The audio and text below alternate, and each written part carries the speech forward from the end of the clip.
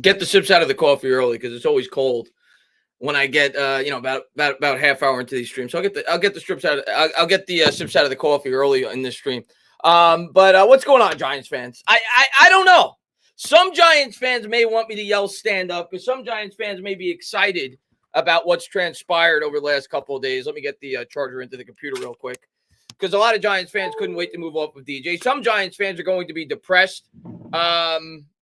Obviously due to the fact that Daniel Jones's career as a New York Giant certainly seems like it's in jeopardy at this point. And I think he'll be back with the Giants due to his contract next year, but I think it's as clear as day at this point that Daniel Jones more than likely will not be the long-term starter for this team and more than likely will not start another game as a New York Giants quarterback. Of course, that remains to be seen, but I think the writing's on the wall. So some Giants fans are going to be depressed about that. Some Giants fans are going to be happy. I'm certainly not happy. I'm never happy when anybody gets hurt on a football team, especially a guy like Daniel Jones, who was super likable and a guy that, even though I obviously did not like the draft pick on draft night, a guy that I got behind, a guy that I thought they should have brought back after last year when factoring in all the circumstances they did. And everything that can go wrong has gone wrong this year. And Daniel Jones has certainly shown that he is not the long-term answer for this football team. Regardless of what the factors are, he is replaceable, as I've said in the last over the last 3 or 4 weeks. He's not a quarterback that's irreplaceable. And if you give the team an opportunity to replace you, they're going to do it. And I mean, it's as clear as day at this point. The New York Giants are going to be picking top 5, probably higher. Did you see the way DeVito looked? So they're going to be picking top 5 in this draft. It's a rich quarterback draft class. And at the end of the day, Joe Shane's job as a general manager is to sell you hope, to make the fans feel, to make John Mara feel like you're building towards something. And if you bring back Daniel Jones, who has now missed time every year of his career but last season, a guy that only has 1 winning season to his name, what hope are you selling the fan base when you have an opportunity to reset everything? So I'm certainly not a guy that was thrilled of what happened yesterday. I would say the term that I would use is I'm relieved. I'm relieved that now I have a clear path of where this is going. I'm relieved that there's not going to be nearly as much infighting in the fan base. That now, I mean, if you're being real, it's as clear as day what needs to happen, what's going to happen, and that's a restart. That's where this franchise is going. And at Joe Shane and Brian Daboll, what they're going to do with their restart is they're going to draft their quarterback. That's what's going to happen. The question now is, where are we going to be picking and who's that quarterback that they're going to like where we're choosing? But that's what's going to happen. And these problems on this team are not just going to go away when we draft the quarterback. That's not the way it works. We still need to be able to support that quarterback. We have to fix the unit that we have not been able to fix for the last 12 years. This offensive line has been a joke. It hasn't gotten any better. Evan Neal's not any better. We'll see what John Michael Schmitz becomes. But until that line shows any signs of maturity and growth, we're not going to be able to support whoever's behind center. Of course, a better quarterback will make it better, but that still has to be the mission, to improve the surrounding parts around that quarterback. But I think it's as clear as day. This season now is a wash, and I'm just thinking about it today. I wake up this morning, and I say to myself, I don't know how I'm going to get through these next 8 games. I honestly am. I don't know how I'm going to get through these next 8 games watching this football team. With Tommy DeVito starting at quarterback, with Barkley starting at quarterback. I don't know. I don't know. I mean, I'm going to hope that the younger players play better. Evan Neal now hurt again. So there goes that. That's out the window. A player that you were hoping, to grow and prosper this year. And a guy that, you would have said to yourself, okay, we got the bookend tackles. That looks like a dream at this point. You hope Deonte Banks continues to thrive. He, of course, had, he struggled a bit yesterday, but he's a rookie. But obviously love the way that he's played, love the way that McFadden's played. He's played tremendous. Okereke. So there's certainly at least some pieces to this team that you say to yourself as a fan, all right, well, we can push forward with these guys. I would say there's 9, maybe 10 pieces, but there's a lot of building to do. But I think what sells the fan base on hope, I think what sells the owner on hope, that you could at least start to build towards something, is you have to reset at the quarterback position. It's the most important spot. And we're going to be picking high in a draft where quarterbacks are going to be sought after. It's not like 2021 where there was no quarterbacks worth picking in the top 5. Kenny Pickett, Malik Willis, none of those guys were worth picking at the top of the draft. This year, you're going to have 2, 3, 4 quarterbacks that are worthy of being top 10 picks. So, I think the Giants they're going to take advantage of that, and they're going to reset the rookie clock. Shane's going to say to himself, this is going to give me more time now to build this team, which at the end of the day is his mission. That's his goal. What gives him more long-term job security? Running it back with Daniel Jones, a guy that just got hurt again, who's only had one season in his entire career where he's been able to stay healthy, or resetting the rookie clock. To me, it's as clear as day. That's the best option moving forward, just like it was as clear as day to me personally, obviously not to everybody. Last year, it was the best option to sign Jones. This year, it's as clear as day to me. With 8-9 weeks to go, you're moving off Jones. You're drafting that quarterback. I can't picture this team winning more than a game or two, and if you're picking that high in the draft, that's what they're ultimately going to do. What's up, Lane Man? Thanks for popping in the stream, man. What's going on, amazing guy? Thanks for popping in the stream. Tyler says, Tana, what's going on with these injuries? What do you mean what's going on with these injuries? Have you been watching this team? Have you been watching this team the last 10, 12 years? What's going on with these injuries? This is status quo. This team's always hurt. And I say it all the time, and we do have more injuries than any other team around the league. But we feel the injuries more than a lot of other teams because other teams build right. They draft well. They have depth on their team, so they're able to overcome the injuries. The Giants sustain injuries, and they can't overcome it. Now, granted, the injuries that have taken place this year have been to their most prominent players. Didn't happen last year. Andrew Thomas, Saquon Barkley, Daniel Jones, all of those guys missed, significant time. Last year, we had a ton of injuries, too. The Giants always have a ton of injuries. And, yeah, I wish I had the answer. Bad luck, I guess. Training staff, I don't know. But hopefully it gets better. Mark says, hoping for 2-15 gives our future the best chance. So, listen, I can't argue against that mindset. I will not do that, but I'm not going to kill you for feeling that way, Mark, and I understand it. I'm going to be at the point, Mark, like I've said in previous streams, I'm already there. I'm at the point where it's like, if they win, great. If they lose, doesn't really matter. This team's 2-8. They're not going anywhere fast. And what does Tommy DeVito winning a game really do for us in the long run, right? So I understand where the fans are at. It sucks, that we're in the position that we are right now as a fan base.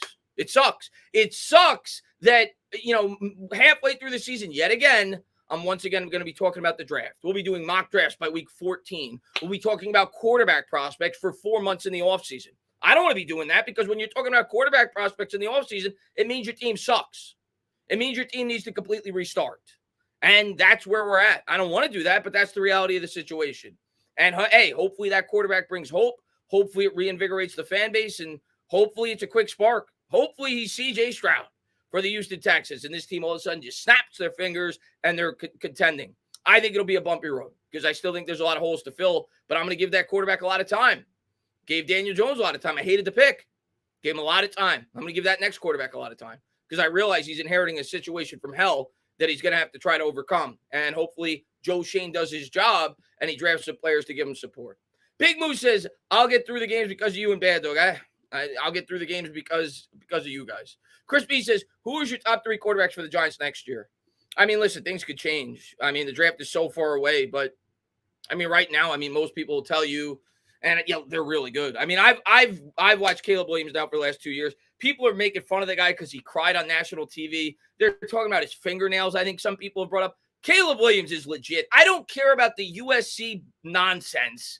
Everybody brings up the school. Everybody said the school about Ohio State last year with C.J. Stroud. How's that looking? Judge the player, not the helmet. I don't care that he played at USC. I watch Caleb Williams. I watch a guy that can improvise. I watch a guy that can make throws most quarterbacks in the country can't make. He's a really good quarterback. He's number 1 for me. May is really good when you watch him. Unfortunately, I've been watching film breakdowns. That's all I did the last night and this morning before work because that's where my head's at right now. That's where I think this team is headed. He reminds me of Justin Herbert in terms of the way that he's able to throw the football, his mobility. He's an impressive prospect. You guys have heard me talk about McCarthy. He's my 3. I've been a fan of his when I got to watch him a bit last year, and he's improved a lot as a quarterback this year. He's got mobility. He's got some strength in his arm. He was a top 5 or 6 recruit coming out of high school. I know Michigan's got a lot of pieces, and it helps him, as a college quarterback, but I think he's really good too. So I like those 3 guys. Those guys would be my top 3. I'm not a big fan of Bo Nix. But, hey, maybe my opinion will change throughout the offseason, but those are my top 3. And Penix is good, too. I know a lot of people bring up Penix. The thing that worries me about Penix is injuries. Plain and simple, his injuries. He's also not very mobile, but his injuries. He's missed 4 of the last 5 years due to injury. So that's what worries me about him. Tyler says, how much development falls on Dable? Move on. I mean, Dable definitely has to take some responsibility. I'm not going to, say that he's, cast aside. Like, he definitely needs to take some responsibility for the way that this team has played. You called a quarterback sneak yesterday when your quarterback's coming back from a neck injury. Yeah, you need to take some responsibility for some of the decisions that you made. You left your quarterback in week 1 against the Dallas Cowboys when you were down like 33-0 or 40-0 or whatever it was with 3 minutes to go, and you took out all the starters. So Dable has certainly made some decisions this year that have made you scratch your head. I'm still not going to get on the side of people that want to run Dable out of town. I said it from the start. He's getting 4 years for me, and that's how this is going. Joe Schoen, his job is on the line starting in April, in my opinion. That's it. That's your guy. And you brought Dable in to mold the quarterback. That's what Dable was known for. An offensive guy, was a great quarterback guy while at Alabama with Tua, comes over, he helps Josh Allen mature. That's his thing. Well, now Dable and Schoen, you're getting your quarterback. Your job will start to be on the clock in April of this year, and you're going to get 2 years to see what that guy could become. And it's their job to show the fan base and show John Mara that this team is starting to trend towards being a Super Bowl contender. They're going to get 2 years to do it because you can't judge a quarterback in his rookie year. They're going to get 2 years to do that. They're going to get 4 years overall. That's what I think the timeline is for Dable. That's what I think the timeline is for Schoen. They don't need to win a Super Bowl in 2 years, but they need to show that this quarterback is ascending towards being one of the upper echelon quarterbacks in the NFL. And they need to show that this team is starting to trend towards being a contender, a team that can compete with the Dallas Cowboys, a team that can compete with the Philadelphia Eagles. That's where they need to get to in 2 years. They get 4 years total for me. That's my timeline for Dable. That's my timeline for Schoen. But you're going to get your guy now, and you better hit on him because your job depends on it. Brandon says, I'm telling you, Williams is a bust. Just wait, just wait. Well, I hope you're wrong, Brandon, because I think it's a high probability if we get the first pick that he'll be a Giant. Junior says, go Birds. Kind of feel bad for the Giants. What's up, Junior, man? Thanks for popping in the stream. Yeah, go Giants. I never feel bad for the Eagles. But, I mean, I have nothing to feel bad about in recent years. You guys have been great, but thank you for popping in. Lord Commander says, Chris, is Cooper Manning's son quarterback in college? Yes. You're talking about Arch Manning. Yes, he hasn't played this year. He went to Texas. He's backing up Quinn Ewers. He's not draft eligible for at least 2 more years. So we won't be drafted. The only way that he becomes a Giant is if the guy we take this year completely falls on his face, which obviously we hope does not happen. But yes, but he's not draft eligible. JD says NFL should let teams declare players out for the year prior to the season and not count against the cap. Well, okay. But yeah, I suppose, especially in an injury-prone sport like that, that wouldn't have saved us with the Daniel Jones thing. I guess maybe next year, but I don't think Jones is going to be out completely for next year. He'll probably won't start the season. He won't be able to start the season, but I don't think he'll miss all of next year. Hey, I doubt that happens, but it's not a bad idea. I'm not against it. It certainly would help the cap. And Bill says, I blame DJ's plight to Gettleman and Joe's terrible offensive line building. He could have had a decent career. Oh, he definitely could have had a decent career. I still think Daniel Jones, if he was put in the right circumstance, could win football games. Definitely could. The problem with Daniel Jones is he's not elite. Never was elite. That's why Giants fans didn't love the pick where we were picking, especially knowing that we were so far away from having a Super Bowl caliber roster. We saw the holes on the roster. We saw how bad the offensive line was. We saw that we just traded Beckham. We saw we had no weapons to speak of. But listen, at the end of the day, when you draft them, you get behind your quarterback. At least I do. And I supported the guy. I tried to fairly evaluate him. Going into last year, I thought we were going to move off of him going into this offseason. He played well enough for me in the situation that we were in where I thought he should come back. I got behind that. Hasn't done it this year. So basically what happened with Jones this year is what I thought was going to happen last year. Last year, he outperformed what a lot of people thought he would do. The team did. I was behind signing him. I thought it was the only realistic option. We brought him back. Didn't work out. Now we draft the quarterback. And at this point, I don't even care if you think I'm right and you were right and you want to brag about it. Whatever. We're where we are now. And you got to hope that this team builds the team properly. And the next quarterback that we draft is a guy that could lead this team to the promised land. Because that's really where it all stands. And we have to be able to support that quarterback. It doesn't stop there. You have to be able to build the team properly. And you got to hope that Joe Schoen and Dable are able to do that over the next 2 years. J-Man J says, why do people keep saying the Giants had to sign DJ? That is factually inaccurate. They should have stuck with the plan and franchise. Well, they could have tagged him. That to me is signing him. But yes, they could have tagged him. But Jay, in the grand scheme of things, and yes, I think the initial plan, and I've said this several times, I think the initial plan was to tag DJ. It was to tag DJ. They went to Saquon and they tried to extend him from within season. Saquon said no, he didn't play ball. And as the deadline approached for the tag, Daniel Jones and his representation wisely, I'm not going to bash him and his agent for trying to get as much money as they can for their client. Obviously, we hate it now as Giants fans. Realized they had leverage because they realized they had to use the tag on one of them. And the running back was $10 million and the quarterback was $32 million. It's going to be a lot easier to build this year's roster if you tag Barkley. That's what happened. But I think Joe Schoen's initial plan was to tag Jones, or at least to approach Jones with the ability to use that as a leverage. Once Saquon Barkley didn't sign the tag, they had to use the tag on Barkley, and that opened up negotiations to give Jones a multi-year contract. Lucky for the Giants, it's a deal you could get out of after 2 years. And lucky for the Giants, if we're drafting a quarterback, salary cap next year is not going to mean a whole lot. Because this team's not going to be competing for a Super Bowl if you're drafting a rookie quarterback. I don't care how good the rookie is. Next year, you use to build for your rookie quarterback. You continue to build through the draft. And then as the salary cap eases up the following year, you start to bring in the necessary pieces.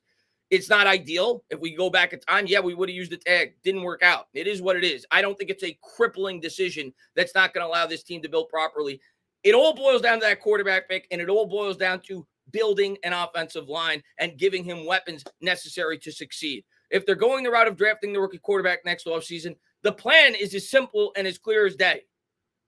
You go out, you get the guy as much help as you can on the offensive line. You go out and you get the guy as much help as you possibly can in the weapons department. You have to support this quarterback. You have to make sure that you get this guy off on the right foot. You don't do what you did to Daniel Jones early on in his career. No matter how you feel about him as a quarterback, the way that they set him up for success, the way that they built around him was a joke.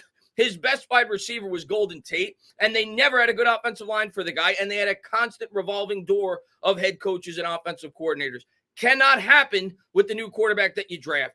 Dable's got to be the guy at least for the first 2 years of that quarterback's career, and you have to continue to build around him. You got to get him some weapons early on. You got to continue to build that offensive line. That's got to be the plan. James says, and defense be damned next year. The mission's got to be the young quarterback. James said, trade for Justin Fields and beef up the.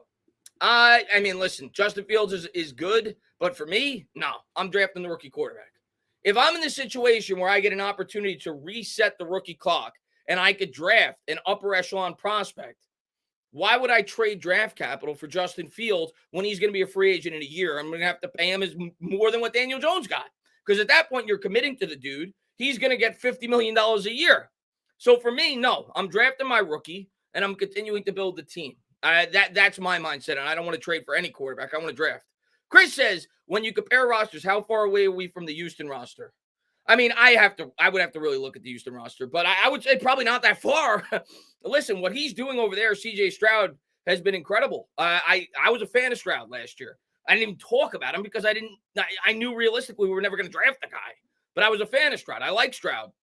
And one of these quarterbacks certainly could be as good as Stroud. And maybe that will flip this fan base real quick. And maybe it will make the offensive line look a lot better. Stroud, to me, right now looks like a top 6, 7, 8 quarterback in the league, or certainly trending that way.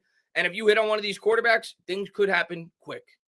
Hopefully we do. Hopefully we find that knight in shining armor. Let's see. Mark says, $82 million for 6 games. Nice work if you could get it. Yeah. Unfortunately, that's been the way with a lot of contracts in the NFL. And sports in general. Kenny Golladay.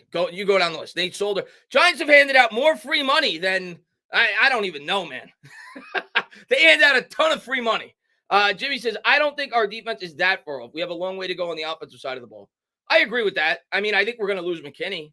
You know, you've seen McKinney's comments today, recently. I think McKinney's gone. And I think we should move on from McKinney. It had nothing to do with his comments. I just don't think he's worth the money that he's probably going to want long-term with this football team. I don't think we should dedicate that kind of cap to the safety position. But, yeah, I agree with you. I think Deonte Banks certainly looks like he could be at the very least a good corner for this team for a very long time. Micah McFadden is one of the most encouraging players on this team all year. I don't think anybody saw this coming, this level of play. I think I couldn't believe it, Jimmy. I saw it on Twitter today. Micah McFadden is I take PFF with a grain of salt, but I still couldn't believe it. He has the highest coverage grade, I think, of any linebacker in the NFL this year. And he's been great. So he's definitely taken a step in the right direction. Bobby Okereke has been great the last 3 or 4 weeks. We all know what Dex brings to the table. Kayvon's looked really good. So there's definitely some pieces on the defense. I agree with you. We definitely need a few more pieces. Probably need another corner. You need another edge. But we're definitely not that far away from having what could be a consistently at least good defense. I agree with you on that. The offense, though, I mean, listen, what do we have? We have Andrew Thomas. I think Barkley's going to be back. I've said that now for 4 or 5 weeks when people were saying we're going to trade him at the deadline, because I think it makes sense to bring Barkley back for a rookie quarterback. And a lot of people, because you got to give him some support to start. And a lot of people will say, well, you could just draft a running back. And I get that. I do. I get it. But listen, the way I look at it is this. If you sign Barkley to a contract, say it's a 2-year commitment, 2 years, I don't know, $25 million, whatever it may be. That does not prohibit you from trading Saquon if things go south the following year. And you may get a return similar to what you got for Leonard Williams. Nobody saw that coming. A 2nd and a 5th round pick. You get a team that's desperate to make a Super Bowl. They feel like a guy like Saquon Barkley could put them over the top. So I think there's value to be had with Saquon Barkley, and it also doesn't prevent you from trading him in the future. I think Barkley will be back. I don't think he's going to be here probably for more than 2 more years because he's approaching 30. But he'll be back. You got Thomas. You got him. You got Hyatt, if he could ever get the ball thrown to him. He got open a few times yesterday. That was encouraging. You got Wandell, but we still need a premium wide receiver. We still need at least 2 offensive linemen. We'll see what Smits becomes. And obviously, we're trending towards needing a quarterback. But Jimmy, man, thank you very much, buddy. Peter, and I just lost the chat right there. There we go. Peter says, how would trading those expiring contracts now look like the Giants are so short-sighted? What are you talking about? At the trade deadline? I mean, we don't know what the markets were. It's easy for us to say, and I'm not defending. I mean, I know everybody wants to kill the Giants right now, but it's easy. We don't know. Was there really a market for Adoree Jackson? We all talk about how much we can't stand Adoree Jackson and how bad he is, and he's got like a 40 PFF grade, and they should be starting Trey Hawkins above the guy. Well, you don't think other teams around the league see that? You don't think other teams around the league say, well, there's a corner that's going to be 30 years old. He's played horrible this year. What are you going to get for the guy? So we don't even know. We don't even know if there was much of a trade market for these players. Barkley, I could see the argument, but for me, Barkley's still a guy that you could trade next year. McKinney's a guy that you're probably going to get a compensation pick for that would equate to what you probably would have gotten a trade if he signs for a high contract, which I think a lot of people feel he's going to get. So, yeah, it depends if there was a market, though, for a lot of these players. I don't think Shane's dumb. I think if there was a market that was worth trading these players for, he would have traded them. You saw him do it with Leonard Williams. What was the market for Adoree? What do you think teams were really willing to offer for Adoree Jackson? Because to me, he's not a good corner at this point. He's old. He makes a lot of money. He's going to be a free agent next year. I just don't see it. Brandon says, also, Williams already has a bunch of baggage. John Mara isn't going to want that kind of guy here. Have you seen the tweets he's already coming in with? No. Oh, Caleb Williams? Listen, I'm going to tell you right now, Brandon, and you can make the argument for May too, but if Caleb Williams is available, or May, I'm not, if Shane prioritizes one over the other, whatever, they're going to take them. I'd be stunned if they don't take them. But hey, I've been stunned before. I was stunned when we drafted Daniel Jones. But to me, Caleb Williams is a clear upper echelon quarterback coming out of college, and I'd be very surprised if they don't take him if he's available. James says trade for Justin. Oh, I already read that. Oh, did I go behind? I already read that. I definitely want to beef up the offensive line. I do not want to trade for Justin Fields. Take a shot at Malik Willis, 7th round pick. No. I want to draft the quarterback. You want to trade a 7th round pick for him to be a backup? Sure, but I want to draft the quarterback if we're moving on. Bobby says, Tainted, the Giants Mafia deserves better. The organization owes you all for your loyalty through these rough years. Bobby, man, I appreciate you for popping in. Listen, hasn't been much easier for you as of late. You're a Patriots fan. We play you guys. Not that I feel bad for you guys. You guys won every Super Bowl under the sun, other than when you played us, by the way, Bobby. No, but all jokes aside, you guys are going through a tough stretch, too. It'll be interesting to see what the Patriots do this offseason. They certainly could be going quarterback, too, depending on where you're picking. Mike says, everyone says we should have traded Barkley. Now we just can't when we draft the quarterback next year. Saquon is a rookie quarterback's best friend. Best wishes to DJ. Yeah, I don't think we're going to trade Saquon, at least not to start the year. Timothy says, and thank you for being a member, Mike. Timothy says, I've thought about being a content creator for the Giants after the last decade. It's evident I wouldn't be able to. Not sure how you do it. I'm not sure how I do it sometimes either, Timothy. No, but I come back because of the fans. That's it at the end of the day. Obviously, I haven't done as much content. This offseason, I'm going to do a ton. I know it's an important offseason. I know the quarterback position will be doing a ton of content this offseason. But it's because of the fans, man. You're the guys who bring me back. That's it. That's the truth at the end of the day. They motivate me to keep talking about this team that at times I don't want to talk about. But I love you guys, man. That's the truth. That's why I do those live streams in week 14 when the team is 2-13 or whatever we're going to 2-12 or whatever we're going to be. That's why I do it. But Timothy, I'm not going to lie to you. It's been draining. 2021 I had no fun on here, and this year's been equal to that. Cool Breeze says, any concern about Dave's losing the locker room and the losses becoming uncoverable for him like Joe Judge? I've said it before. I'll say it again. If they fire Dable, I'm gonna be pissed.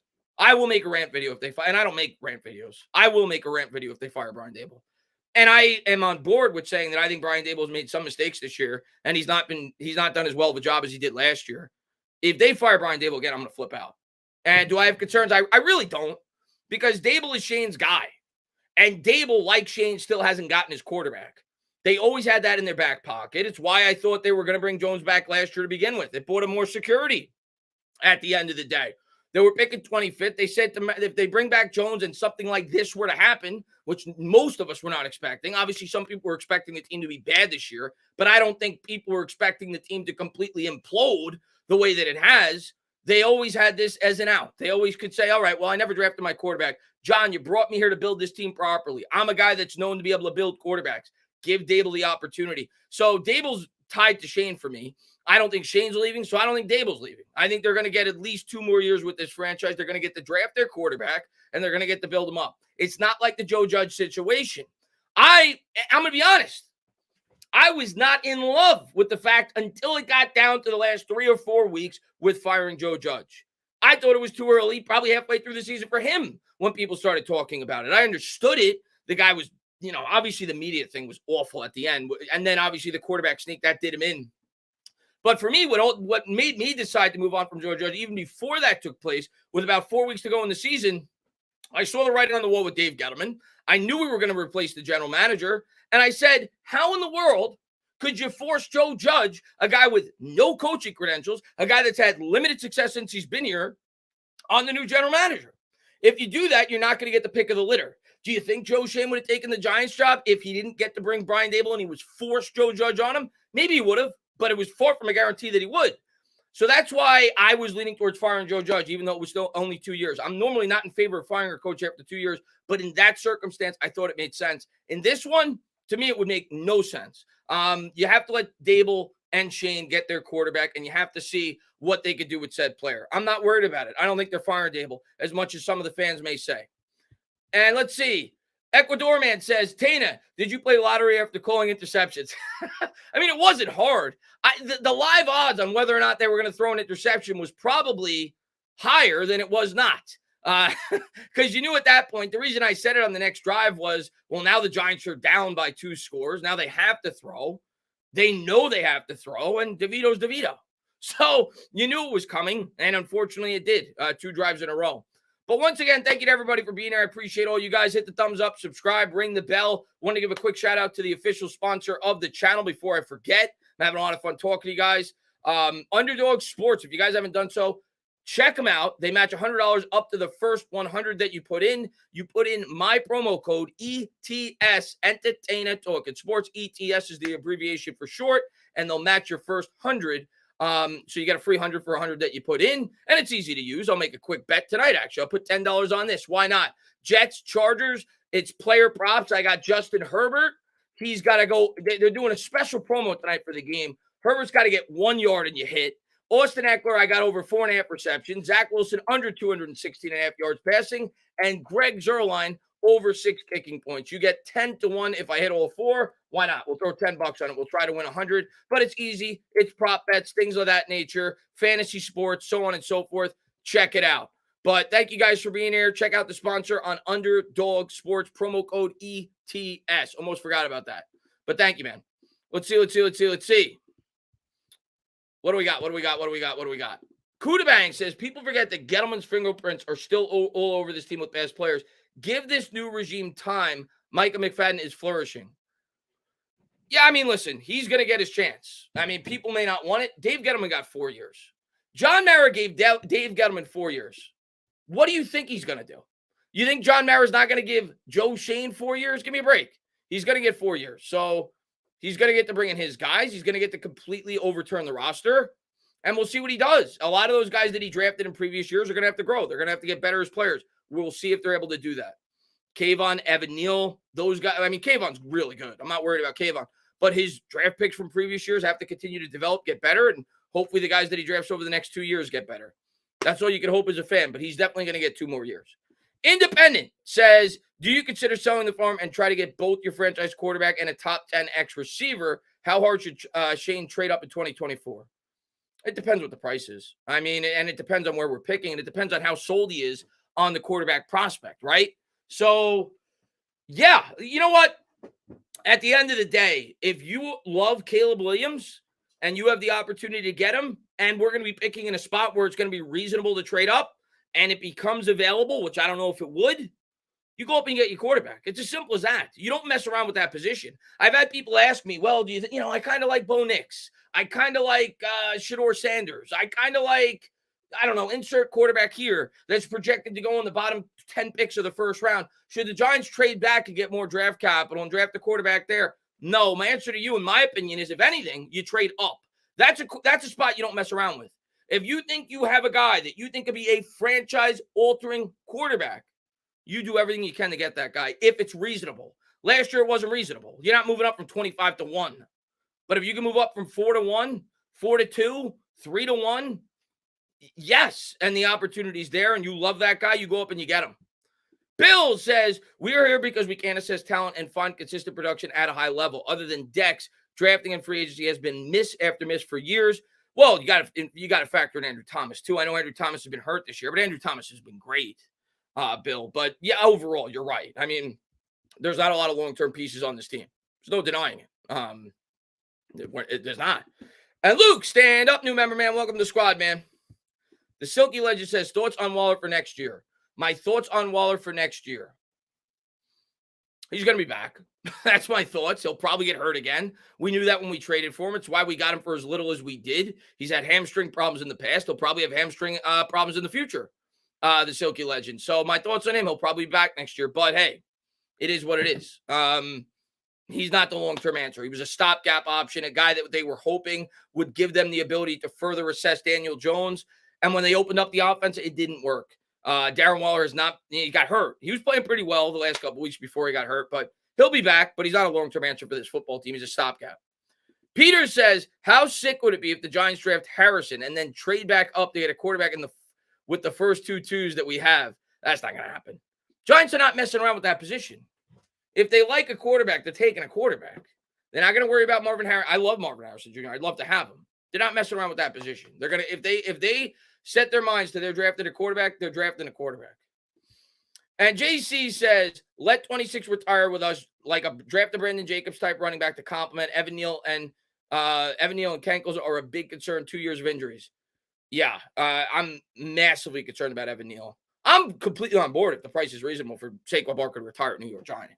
I'm completely on board with that. At this point, I think Saquon realizes he's not going to be able to break the bank. He's going to want a decent-sized contract next year, but he's not going to be able to break the bank. He's going to be 27 next year. He got hurt again this year. He's still a damn good football player. But, hey, if they could work out a deal that's reasonable, sure, let him play out his days as a New York Giant. Ayub says, calm down, guys. $160 million to go home and rehab is a win. Yeah, I mean, from a financial standpoint, I don't feel that bad for Daniel Jones. I feel bad that his career's in jeopardy. Who knows if his career's in jeopardy. His career's in New York Giants in jeopardy. And I never will celebrate a player getting hurt. People that do that, I think it's gross.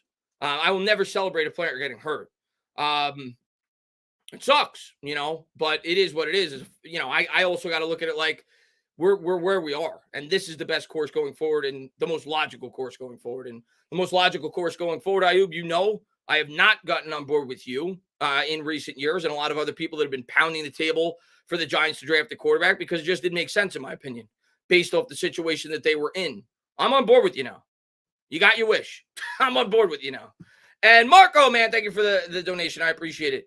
And Pedro says, just found out I'm going to be a father. Congratulations, man, for a little Giant fan. Keep the good work. Hope that my kid watch a better football team in the future. I hope everybody's kid watches a better football team in the future. But congratulations, man. Thank you. Zach Attack says, are we the most splintered fan base in the NFL?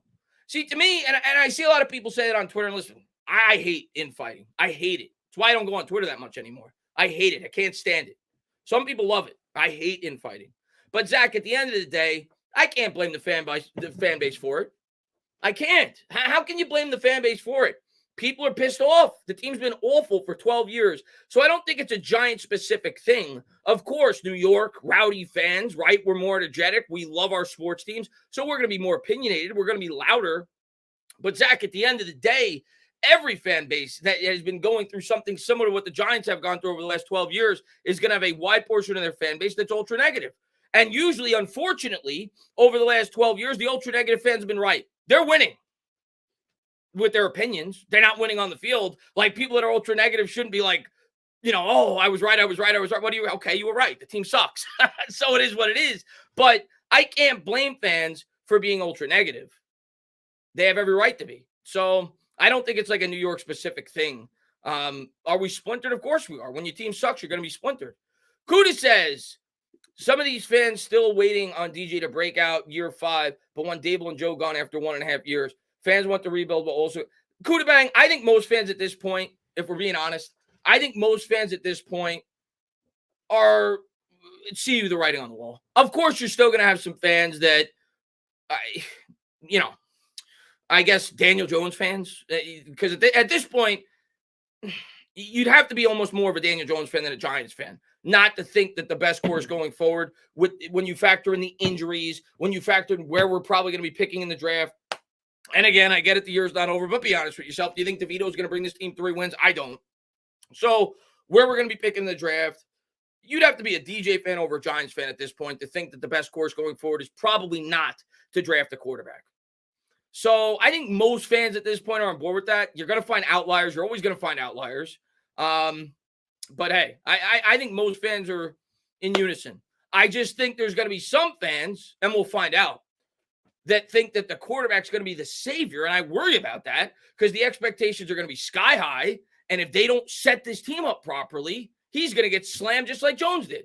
So we have to draft properly. And we have to support this guy. We have to do it right this time around. Can't screw it up again. Otherwise, it's going to just be a continuous circle. We're going to be the Browns. We're going to be the Jets the way they were for years. L.A. Lou, thank you for being a member, says, if Dable wants his guy, he may be looking for his Josh Allen. I would think he's more in favor of the 6'4" Drake May. He is, listen, I've watched a bit of Drake May. I watched 2 North Carolina games, and I've watched some of his film breakdowns. He reminds me more of Herbert. I don't think he quite has the Josh Allen level arm strength, even though Herbert's got a big arm too, but not Josh Allen level. And I don't think he has the Josh Allen level running capabilities. Like Josh Allen can just run people over. Like he reminds me of Cam Newton in that aspect, but he's certainly got the athleticism. He certainly can move kind of like a Justin Herbert. He reminds me more of Herbert. Either way, Drake May's an impressive prospect. And AOG says, what would it take for rant videos? That's must see. I mean, at this point, it's not worth ranting. What are you ranting about? What are you ranting about at this point? For me, a rant video, they have to be relevant. Like right now, this team is 2-7 or 2. They're gonna be like 3-14. Right now, it's just whatever. It's just play out the season and see what we do in the offseason. It's not coming. Not this year. It's not coming. The team has to be relevant. To be honest with you, it's not worth ranting for me, at least, if they're not relevant or at least semi-relevant. John, thank you for being a member. He says, never in my wildest dreams did I think we'd be where we are as a franchise or a fan base. It's a nightmare we can't wake up from. Congrats to Pedro. Yeah, dude. John, it's bad. Everybody always tells me, John. Everybody always tells me, Chris, this is bad. Like the older fans. Chris, this is bad. But it's nothing like the 70s.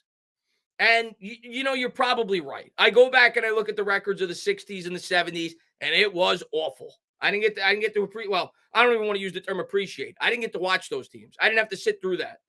But unfortunately, John, It's getting closer and closer every year to the 70s. It's been 12 years. It's been 12 years. It's been 12 years with 2 playoff seasons that led to nothing. And we've been picking inside the top 10 pretty much every year outside of that. It's been awful. The offensive line's been a joke. It's been awful. We have not been able to build a team properly for 12 years. It's been awful. And let's see. Chris Hoffman says, Neal isn't the right tackle. We should move to guard. I think that will happen in the offseason. I don't think it's going to happen yet, Chris. Because what's the alternative? Who are you going to put at right tackle? What's your alternative? What are you going to put Tyree Phillips there? I mean, he's not going to play anyway. He's hurt right now. But next year, I think they'll strongly consider that, depending on what the right tackle options are. But Evan Neal stinks. I will say Neal looked pretty good yesterday, at least at the beginning of the game. But then he got hurt. I'm far from solved on him, though. Tristan, what's going on, man? DJ is my favorite player. Got his jersey. He's my wallpaper. We failed him. I agree with all this so far. We did fail him. And yet every game he tried his ass off. But it's time to move on. Do it right this time. Draft and support him.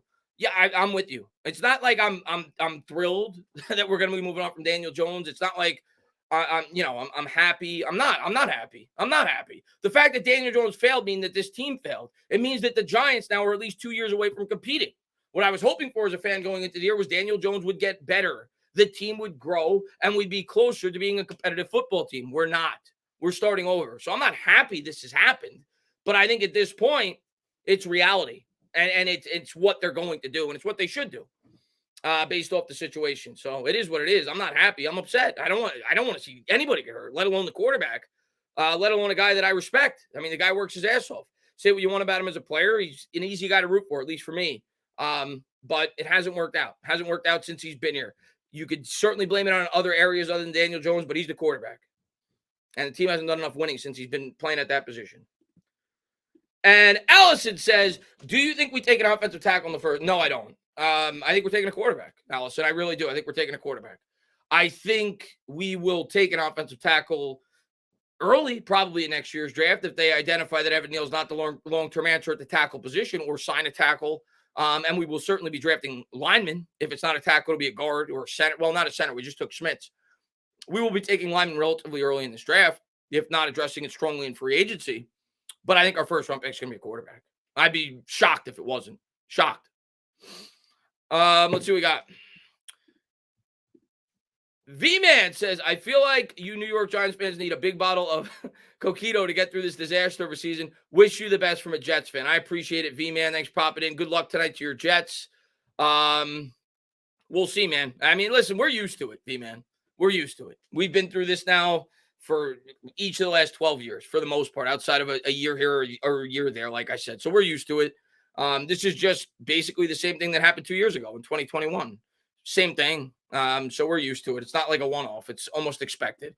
You've gotten to a point as a Giants fan where you're scared. You're scared to get excited about anything. Like I'm not gonna let that deter me from being excited going into a year after you won a playoff game, from being like, yeah, this team should be relevant this year, at least be playoff contenders.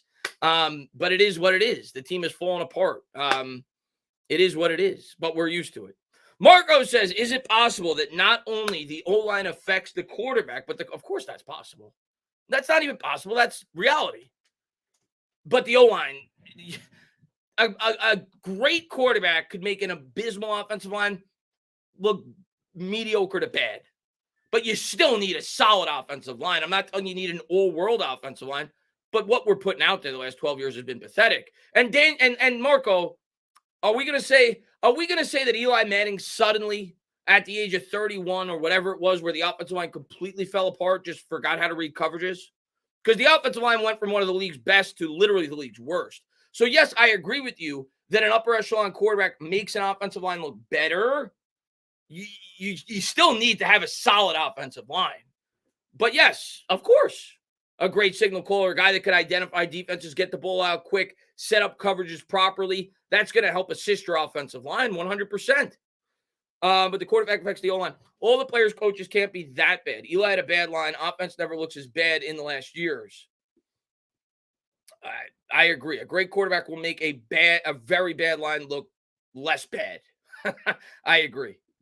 And LA Lou says Giants fans have a dilemma. You need your franchise quarterback, but you can't defend him with a chicken coop O line. That can't help. That can't help. Yeah, Lou, it's about as bad as it gets. We're at a point where we've identified that we need a quarterback, and we don't currently have a situation to support the quarterback. But hey, listen, there's been a lot of teams where that was the case. You could say that for the Texans going into this year with CJ Stroud. You could say that for the Bengals the year that they drafted Joe Burrow. Usually, when you're picking at the top of the draft, you're a mess all around. So teams draft Trevor Lawrence with the Jaguars, right? So teams draft when they pick quarterbacks very highly, they're able to do it. That's Joe Shane's job. That's why we hired you, Joe. You got 2 years to do it. Jay, what's going on, man? Honestly, this is the best case scenario for all Giants fans, both haters and lovers of DJ. This allows us to have a guilt-free way of moving on from DJ, knowing he gave us all, but came up short. I mean, Jay, my mindset right now with Jones is simple. I'm relieved at this point because, Jay, I kind of saw the writing on the wall. I was still thinking it's at least semi-moderately small chance possible that if the team were to win 4 or 5 out of their last 9, we may be put in a situation not to draft a quarterback. Well, that's clearly not going to happen now. Jones is once again hurt. He shows he can't stay on the field. So the best term that I could use for the situation, at least for me, is I'm relieved. I'm not happy. I'm upset of what happened to Daniel Jones with the injury, but I'm relieved that this is not even a topic anymore. It's a formality. It's not even a matter of opinion at this point, in my opinion. It's a formality. It's what's going to happen. John says, forgot to mention, I love all the Giants fans, and we have to stick together. Always darkest before the dawn. Go Giants. Love you too, John. Love you too, man. Raiden says, hey, Chris, do you think we should sign a veteran quarterback like Wentz for a rental? I mean, they're going to have to put somebody out there. I mean, I think what you do, Raiden, is you trial basis. You put the next couple of weeks, you probably start DeVito. Oh, God, help us. You probably start DeVito for a week or two. You try to get to the bye. Maybe you insert Barkley, and you wait till Tyrod gets back healthy and you put Tyrod back out there. What's the point at this point? What's the point in signing a quarterback with, say, 6 or 7 games to go in a season where you're 2-8, 2-9? You use the rest of this year to assess whether or not DeVito or Barkley maybe could be a long-term cheap alternative as a backup. That's what I think they're going to do, and they'll if it's really bad, and it probably will be, and it's like Mike Glennon and Jake Fromm. You hope that Taylor could come back in 3 or 4 weeks from his injury, and you reinsert him back into the starting lineup. But I don't see it being a necessity or why the Giants should show urgency in going out there and signing a Carson Wentz. I just don't. If they do it, whatever. But I just don't. I don't think that's going to really do much for the future. And let's see. S. Archive says, appreciate you for the level-headed thinking. This fan base drives me insane calling for Dable and Shane's head after winning a playoff game with all of Gettleman's guys. Yeah, listen, I get it. I mean, we've seen that happen before with Ben McAdoo, but I think it was different circumstances with Ben McAdoo. Obviously the embarrassment with the Eli Manning situation, and you were having a turnover with the general manager as well. So it was a different circumstance. This is a circumstance where this general manager and head coach are tied at the hip. He was Shane's guy. Like you said, he's a year removed from being coach of the year. He was brought. Think about this. For everybody that wants to fire Brian Daboll, let me ask the chat. And I'm not even going to bring up the whole 2 years thing because I'm very much against firing coaches after 2 years. What is Brian Daboll's biggest strength? Why did Brian Daboll accelerate throughout the ranks? Why did he get an offensive coordinator job with the Bills when he was with Alabama? Why did he move up from time to time to time to time? Why did he eventually become a head coach in the NFL? What were his credentials? What is his biggest strength? I'll answer it for you. His biggest strength was getting the most out of quarterback play.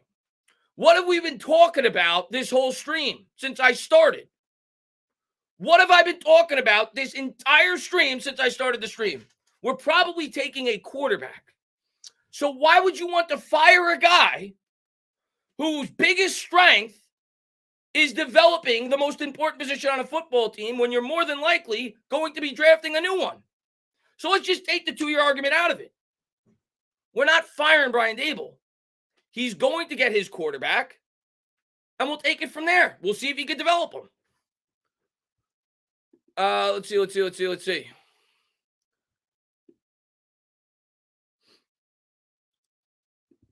And Grim says DeVito being bad is the Giants' best interest. Well, he's not going to be good, so I don't think that's going to matter.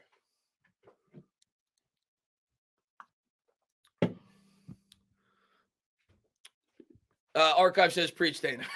I mean, it's just common sense. It's not like I'm a genius. That's why he got the job. That's why he became the head coach. That's why he moved up through the ranks.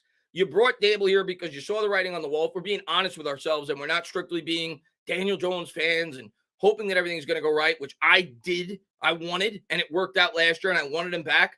But the real reason why we brought Dable in was either A, to develop Daniel Jones further because he was a young quarterback, but with the realization that it was very possible that we were going to have to draft a quarterback in the near future.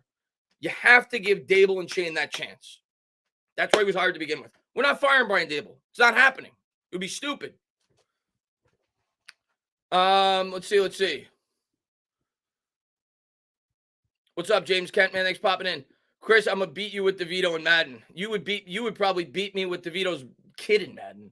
David, man, thank you very much. He says, gonna be hard to watch. Let's stick it out. David, I think your best option for the remainder of the season. Let me get my shit. Actually, I don't even think Shades will do it. I might put the Shades on to watch the whole game, so I miss some of it. But your best bet for the rest of the season, if you have something that's called a blindfold, you probably want to put that over your eyes. Maybe if you have some mace, maybe you want to squirt that in your eyes. The pain of the mace, so you don't have to watch the TV, is probably easier to endure than having to watch Tommy DeVito go out there for 4 quarters and try to throw a football. So that's entirely up to you, but it's certainly not going to be easy. What's up, Max Custom, man? Thanks for popping in the stream, man. What's up, Evan? Thanks for popping in. Let Shane cook, yeah. Let's see. Looking forward to the I Survived the 2023 New York Giants season merch, yeah.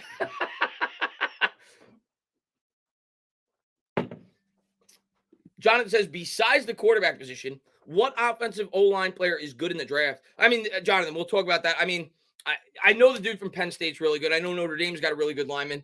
I don't think we're taking a lineman in the first round, but that's clearly, we'll talk about that in the offseason. Or probably even before the year's over, if we're being honest, but not yet. Probably in like 4 weeks. I can't believe I'm saying this. I can't believe I'm even saying this.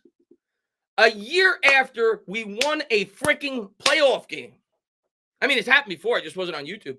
A year after we won a playoff game, I'm going to be doing a mock draft at like week 14. Ridiculous. Marco says, if I'm an O-liner, I did a decent job, but every now and then I turn my head and my quarterback is rolling in the grass. I'm getting nervous and overthink everything I do. We not only failed DJ, you could certainly say that. We certainly failed DJ. We didn't support him as well as we should have. So I think that's what people mean when they fail DJ. But that doesn't mean that DJ should be excluded from, getting knocked. When he deserves to get knocked, he should get knocked. Last year, I thought DJ did about as good as you could hope for based off the situation he was given. I thought he played very well. This year, he hasn't. He deserves to get ridiculed for the way that he's played. Let's see. And Nico says, join late. What's your opinion on the McKinney statement?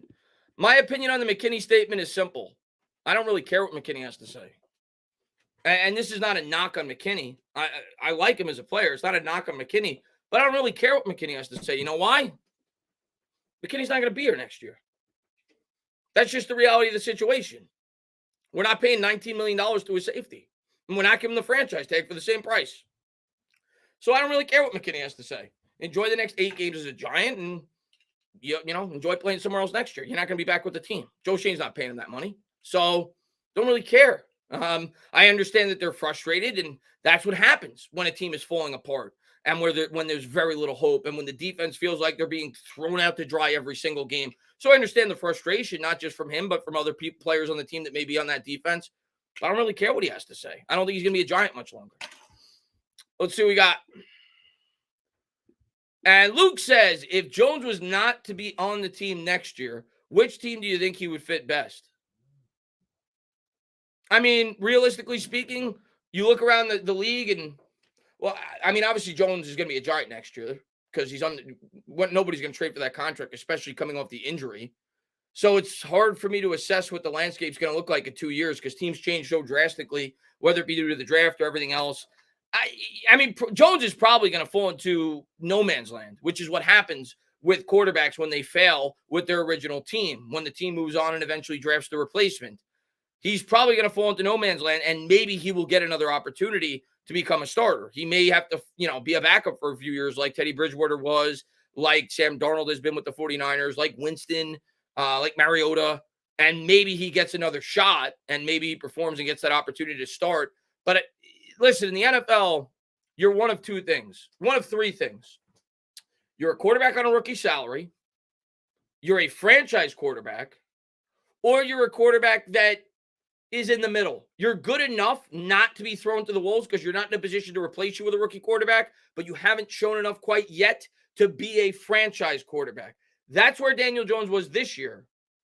He didn't show growth, he didn't show progression, and he got hurt. So now he's in no man's land. He's not a franchise quarterback. He's not going to be looked upon, at least as of now, until proven otherwise, as a guy that could potentially be a franchise quarterback, and he's not on a rookie contract. So even though you could argue that Jones may be in that 20 to 22, 23, 24 range, whatever you want to say, if you're not a top 15 quarterback, you're not going to stick around as a starter in the NFL. That's just the reality. And that's where I think he is right now. I think he's going to have to earn a starter's job back if he gets an opportunity in the future. David says, what do we do for the ears? I can't hear another end. It's intercepted. And most of my friends are Cowboys fans. Oh, David, I don't even know what to say, man. I don't even know what to say. If they throw, they're going to throw 6 picks. If they run, people are going to scream that they're not throwing. Matt says, watching Tommy DeVito can't be worse than watching Julius Randle right now. It's pretty close. But Julius Randle's been abysmal. Abysmal. I just hope I think he'll turn it around. I don't think he'll be this bad all year, but he's off to a really bad start. Archive says, to be fair, we played bad teams last year and went 3-7-1 down the stretch. We overestimated this team, and the league did no favors thinking we were elite. That's fair, Archive. That's fair. I mean, obviously, in hindsight, yeah. I mean, I thought this team realistically could win 9 games this year. Obviously, I look like a fool. I was wrong.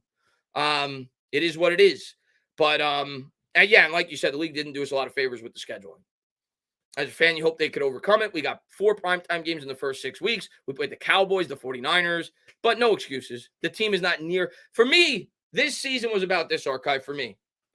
If the Giants won 7 games, 8 games, I still could have left this season being encouraged, depending on how those 7 or 8 wins played out. If they won 7 or 8 games, but look competitive against the Dallas Cowboys, maybe won a game against the Cowboys, look competitive against the Eagles, I would have said, okay, there's something to build off of. We're starting to close the gap. The gap got wider. That's just the reality. Let's see. And Will says, we get Caleb. Would you rather pair with Evans or T? I mean, if I could choose one, it would be T. He's the younger player. I like T. I like T as a player. I'm curious to get the chat's take on this. I like T. Higgins as a player. I think he's a good player. I don't like his fit in this offense. I don't think T. Higgins is an ideal fit for a Brian Dable-led offense. And I know we need a number one wide receiver. And T. Higgins is a good player. And the same thing with Mike Evans. I don't think either one of those players are an ideal fit in this type of offense. So I don't think I'd want either one. I'd rather go for a different wide receiver in the draft or potentially another wide receiver in free agency. But I don't love the fit in this offense. Let's see. Jay says, just need the Cardinals to win next game and we get the Caleb sweepstakes. Well, I know they're bringing back Kyler Murray, so we'll see how he does. McLaurin would be a really good fit. I mean, yeah, he's a good fit. Ayuk's another really good fit, I think. But 49ers probably aren't going to let Ayuk go. Evans is a really good receiver. He's also on the wrong side of 30, but he's a really good receiver. Amazing Guy says, I'm so depressed. We all are, man. John says, can we at least get Dable to show some life in the press conference? John, I get it. I get it. And I watch it, and I'm the same way. But, John, and I hate it as a fan.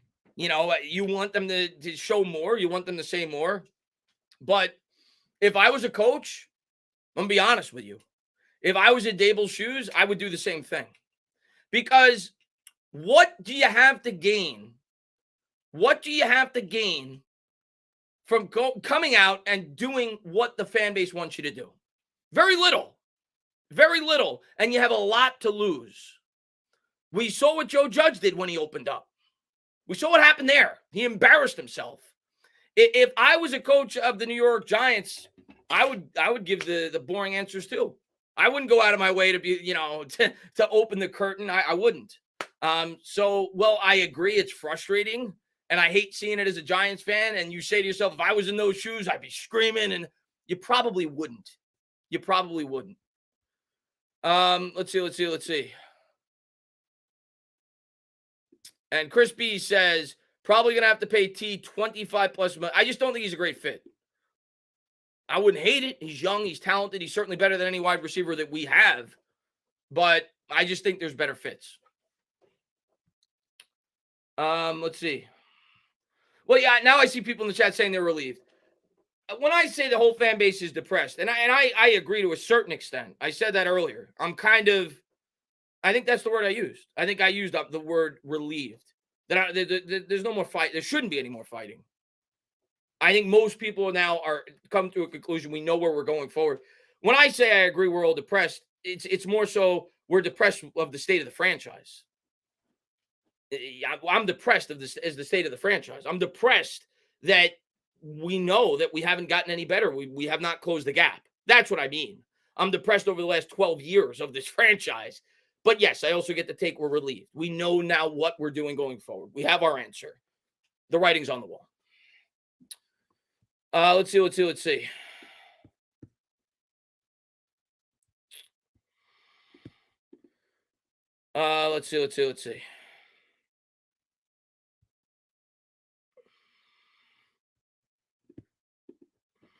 I'm excited for Matt Barkley against the Pats. That game will suck. Yeah, the ratings for that game are going to be about a -3. Let's see. I'm happy we may finally get a real franchise quarterback. I mean, D, hopefully we hit. That's all you can hope for. Little Bulldozer says Marvin Harrison Jr. and then we go get Fields or Kyle. Not me. I don't want that. Draft your quarterback. If you're going to change, draft your quarterback. Vectwan says, I swear it's the Giants' internal staffing that is and has been horrible with injuries. If it's not the field, it's the staffing because we had way too many. I mean,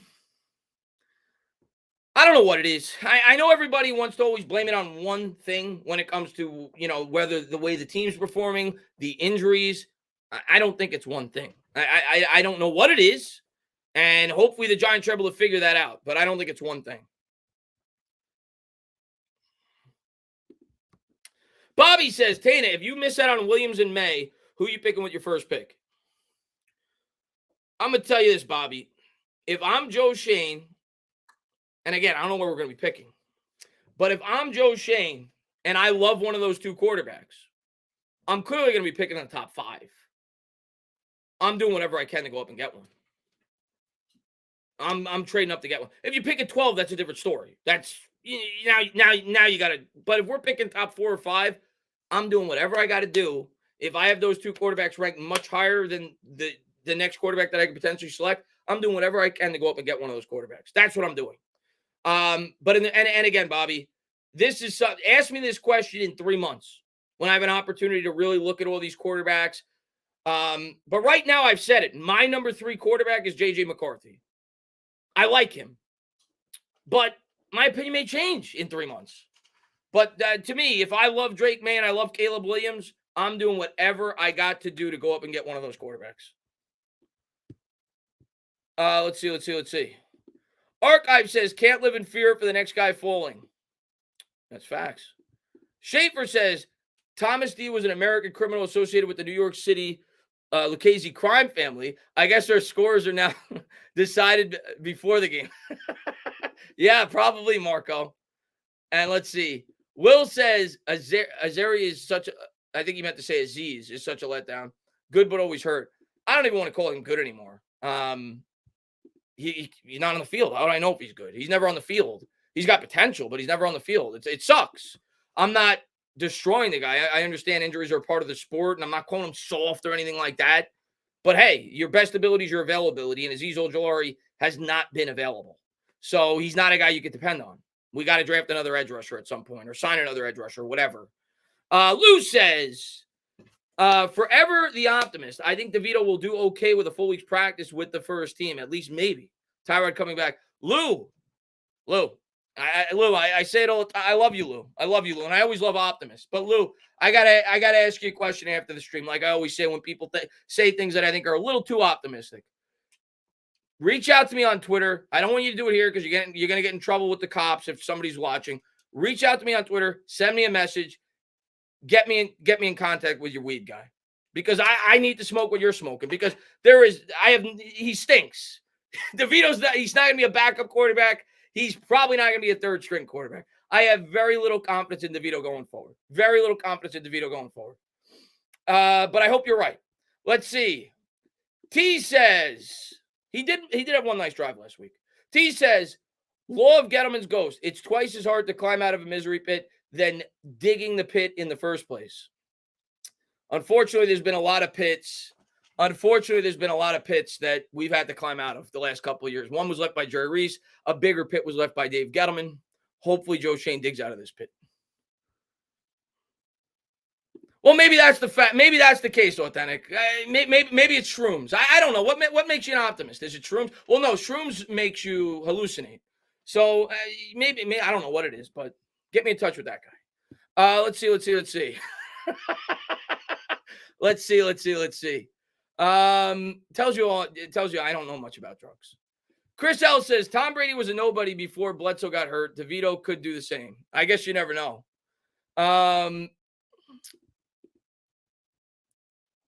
Do you think Marvin Harrison Jr. first debut? I mean, I like Marvin Harrison Jr., but I don't think we'll be taking him.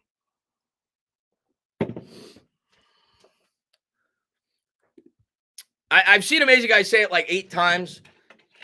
And I know you love Daniel Jones, and I love Daniel Jones. And I feel bad that he's hurt. I never am happy that a player's hurt. Never am happy that a player's hurt. I feel bad. I don't feel bad that he's going to get replaced, though. Because he was going to get replaced with or without the injury. That's just the reality of the situation. You got to produce. I don't feel bad for that. I feel bad that we did not set him up to succeed throughout the course of his career. But at the end of the day, I don't feel bad about that. You get an opportunity to replace he's not irreplaceable. I feel bad that he's hurt. And I feel bad that he's probably played his last game as a Giant and he's a great guy and seems like he's a hard worker and he's easy to root for. Yeah. Doc says, Chris, what do I do at this point? I don't understand how they're not relevant. Should they blow the whole thing up? Yeah, they have no choice. They have no choice but to blow the whole thing up. What choice do you have at this point? Be honest with yourself. If you're a big Daniel Jones fan, and I get it, and I love you for it. I love that you support your team. I love that you support your quarterback. What hope does Joe Shane sell this team? Does he sell the owner? Does he sell the fan base? If he brings back a quarterback who hasn't been able to stay on the field his entire career, if he brings back a quarterback who produced little to nothing this year, second year in an offense, I understand there were variables. I understand he was not set up to succeed. Your job as a general manager is to sell hope at the end of the day, because when you sell hope, it gives you more time to build your roster. What hope are you selling the fan base if you bypass drafting a quarterback this year? That's it. There's none.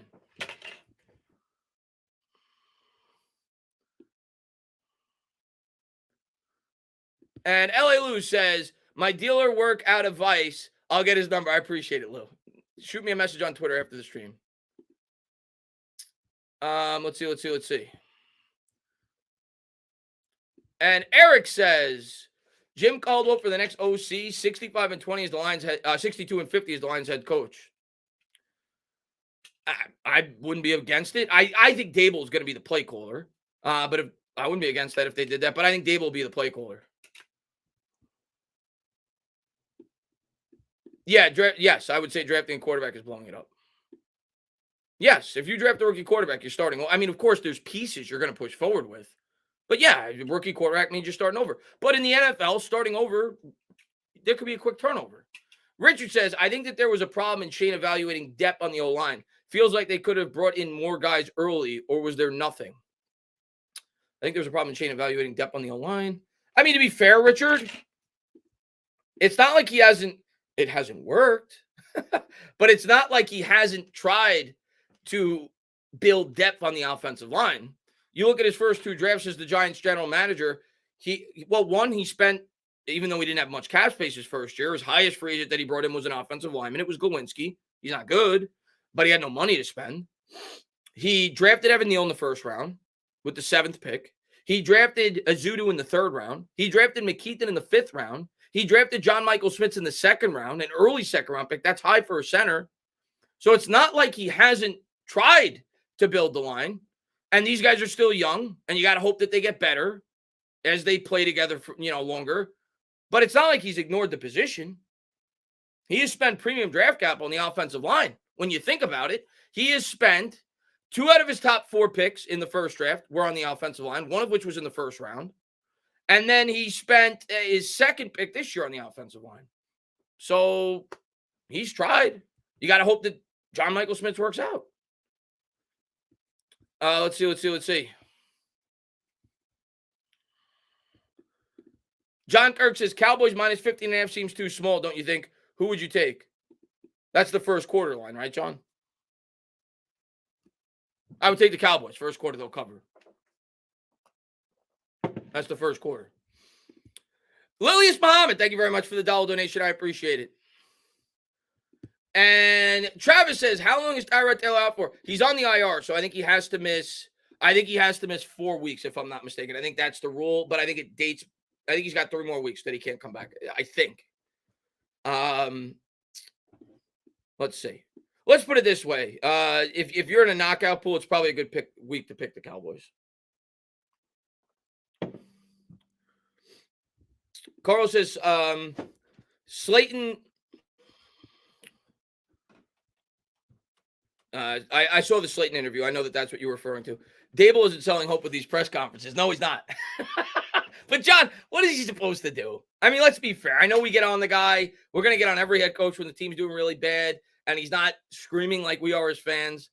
But what does he have what does he have to sell you on right now? There's not much to sell right now. Let's see. And Xavier Sharp says, listening to you for about 45 minutes in all capital letters. He's screaming. Xavier Sharp, John, is doing what you want Dable to do. He's screaming. And by the way, this is how I type too when I'm at work. I do it in all caps. And it's not because I'm screaming. It's because I want to make sure that you see what I'm writing. But he says, listening to you about 45 minutes, you are making sense. Most Giant fans live in fantasy land. Sometimes, I like to think I make sense. You're not always going to agree with my opinion. And it is what it is. Sometimes I'm going to be wrong. It is what it is. But I try to think logically. I try to think from the mind of a general manager when I talk about what I think the team's going to do. Last year, I thought from the mind of Shane when I thought what the team was going to do. This year, I'm thinking again from the mind of Shane. And it's obvious to me. If this keeps going the way it's going, and what logical reason do I have to think it's going to change? I think we're drafting a quarterback. Let's see.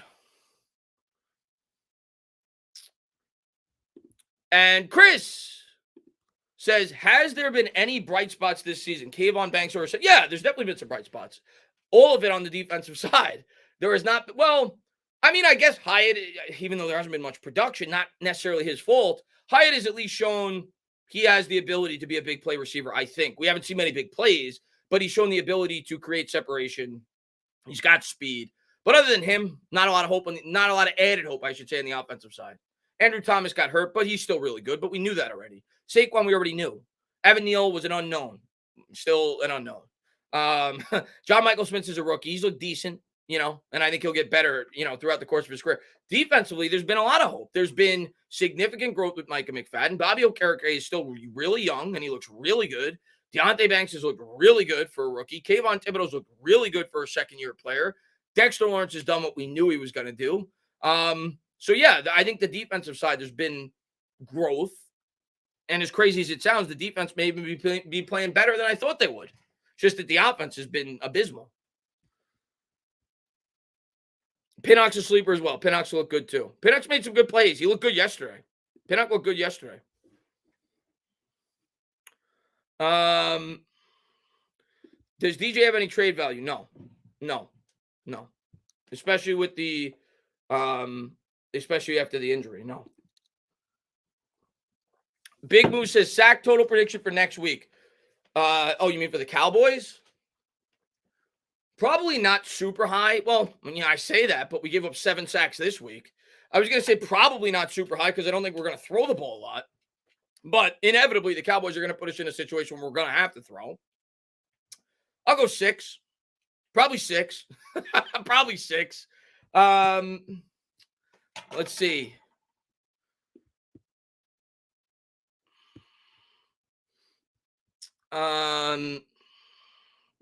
See, that's a lot of young talent. No need to blow it up. Yeah, well, you're not going to completely blow it up, but I think, yeah, maybe you don't like the term "blow it up," but we're in a transition. Maybe that's a more appropriate word. We're in a transition. We're in a transition. We're in a retooling, because your expectations obviously have to be lower when you draft a rookie quarterback. So, we'll see where it goes. But yeah, we're not completely blowing it up. We have some young pieces that you're going to push forward with. Let's see.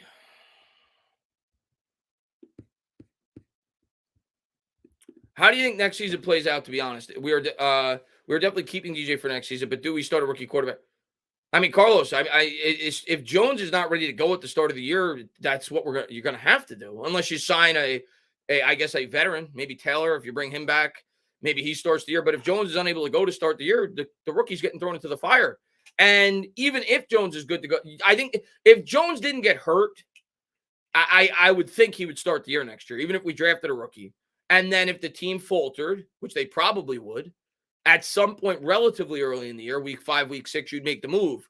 But if Jones is hurt, I think you throw that quarterback right in. Unless, like I said, maybe you sign a vet like they did, like Taylor did when they drafted Herbert and Baker Mayfield. Maybe he starts 3 or 4 games. If it's not him, maybe it's somebody else, and then you make the move. But I think that if you're drafting a rookie quarterback that high, he's going to play. Archive says, and don't expect the rookie quarterback to be CJ Stroud. I will not. I'm not going to put those expectations on him. I'm going to hope, but I'm not going to put those expectations on him week 1. He's not going to be able to start. He tore his ACL. I don't think he's going to be ready to go by week 1. True Rapless says, aside from the overwhelming sadness and despair, I hope you and your family are doing well. I appreciate it, True Rapless, man. They're doing well, man. I hope your family's doing well too, man.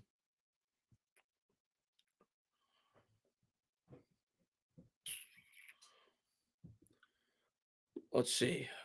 Move Evan Neal to groundskeeper. Is Kafka going to be back? I hope he is. There's only so much plays he could design with 2 seconds to throw. Here's what I'll say about Kafka swings. I think the likelihood Kafka comes back goes significantly down if we draft a quarterback. That's not to say he won't be back, but I think there's a stronger argument to be had if Daniel Jones was going to be the obvious starter for the totality of the 2024 year. The argument's obvious. It's, he's the play caller. You don't want to mess with that. But if you're drafting a rookie quarterback, if they don't like Kafka, rip it up. Now Dable calls the plays.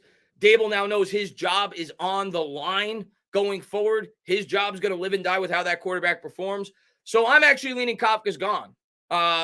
At the end of the year, you're going to need to, like I said, Joe Shane's got to sell some hope. Well, here you go. We're ripping it up. Offense didn't work out this year. Kafka didn't do a good job calling plays. We're going to make Dable the play caller. I think there's a growing possibility that Mike Kafka won't be back. I think somebody's going to lose their job. This team's been awful. So he's probably going to be one of them that stands a high probability of losing his job.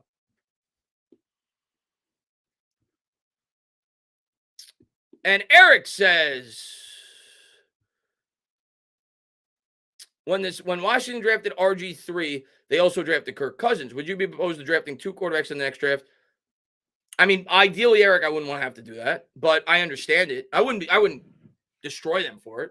If you really like a quarterback in the fourth or fifth round and you feel like could be a good long-term backup, that's fine. Would it be what I would ideally want? No. But yeah, of course, that's a circumstance where it really worked. Ideally, no. I think there's too many holes on this team that I would rather use those picks on guys that are going to help this team, immediately. But hey, it's worked before. Like you said, Washington's a perfect example. But ideally, I wouldn't want to do that. But I think it's at least a possibility. I wouldn't scream if they did it. It's a good question. I wouldn't scream if they did it. The quarterback's the most important position.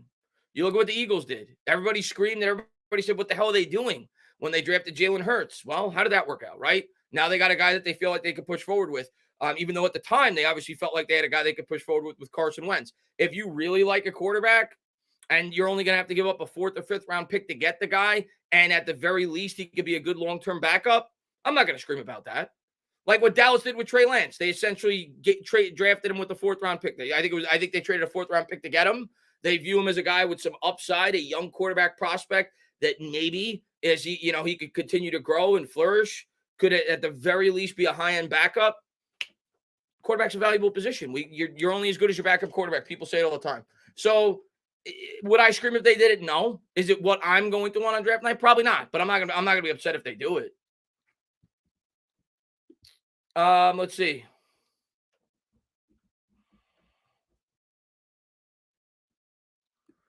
And Grim Solo says, O-line and special teams coach gone, not Kafka. Well, I definitely think the O-line and special teams coach are gone. I'd be surprised if they're back. Kafka's more of a question. Is Tim Tebow available? Tim Tebow's like 35, and he's not a good quarterback. Tim Tebow missed his calling, by the way, Unlimited Liquid. Tim Tebow should still be in the NFL. Tim Tebow was too stubborn. He should be what's his name is on the Saints. That's what Tim Tebow should have been.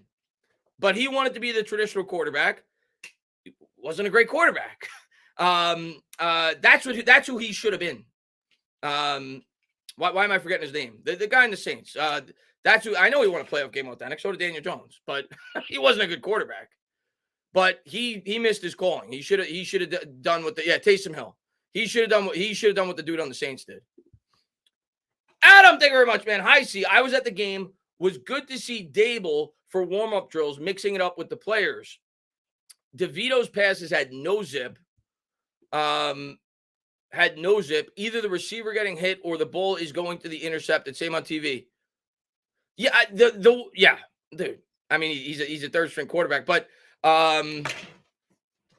he had no zip. The one he had, I will say, I'll be fair to DeVito, and by no means do I want him to be a backup quarterback or even on this team next year. He made a couple of pretty good throws on that touchdown drive. It looked like he had some decent zip on a couple of those throws. I think he hit one ball where it was it was kind of far hash to the sideline. Looked like it had good zip. The touchdown throw to Wandell, I guess it looked like he had maybe accurate arm strength, efficient arm strength, but yeah, he's not very good. He's not very good.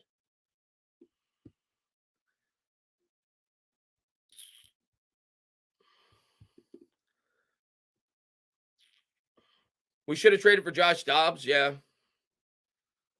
Any quarterback coming out of Alabama is a system quarterback. I mean, I'm just not a believer in that personally. I think you judge the player, you don't judge the helmet. That's always been my mindset. But I understand, like when I watch Oregon, for example, like that's completely system driven. But of course, Justin Herbert came out of Oregon. That was a guy that was clear as they had incredible talent. I think Bo Nix more so benefits from the system. So I get it. But at the end of the day, if you could play quarterback, you could play quarterback. I don't judge the school. I judge the player. And Tua, Tua, of course, worked out. Hurts started with Alabama. He didn't finish with Alabama. But yeah, I don't go by the school anyway, though. Like people said that about Ohio State. CJ Stroud looks great. People are now saying that about USC. I don't care. I think Caleb Williams looks really good. Let's see. Kopka should be gone tomorrow. He will be gone, I think, by year's end.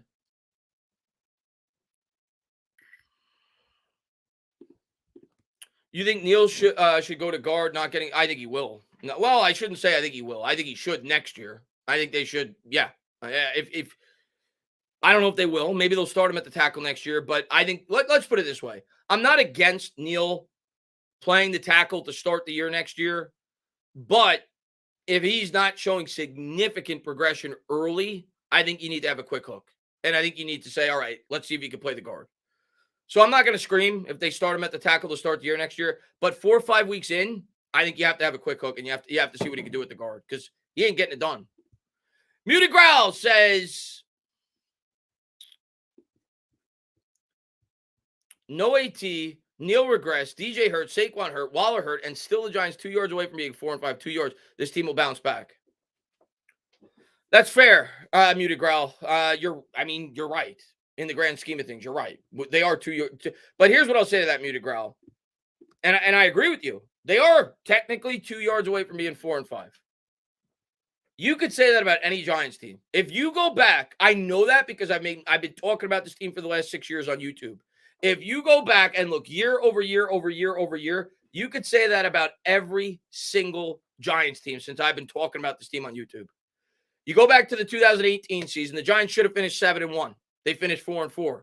So many little mistakes here and there that cost them football games. You could do the same thing every year. You know why? Because football is a game of inches. The difference between a good team and a bad team, though, is a good team finds ways to win those games more often than not. A good team, when they get the bounce, they capitalize. A bad team does not. We're a bad team. So, yes, you're right. But I could just as easily say, and I'm not trying to be negative, in the games that we lost, we weren't even close to competitive. We got destroyed against the 49ers. We got destroyed. And I know the score didn't say that, I guess, going into the fourth quarter, but we got destroyed. We got destroyed against the Dolphins. They run for like 15 yards a carry on us. We got destroyed against the Dallas Cowboys. Record aside, this team to me has not shown that they're any closer to being in the same ballpark of the good teams in the NFL. That's it. And that was how I was measuring this year. It wasn't even about so much the record for me this year. Did you get closer to the good teams in the NFL? The answer is no. The Buffalo game was competitive. I'll give you credit for that. I think that had a lot to do with the fact that we knew Buffalo a lot, obviously with Dable and Shane coming over. That's why I picked that as an upset win before the year started. And I think that had a lot to do with why that game was competitive. But to me, I don't know. I think this team, I hate sounding negative, but I don't think we're even close to being a good team right now.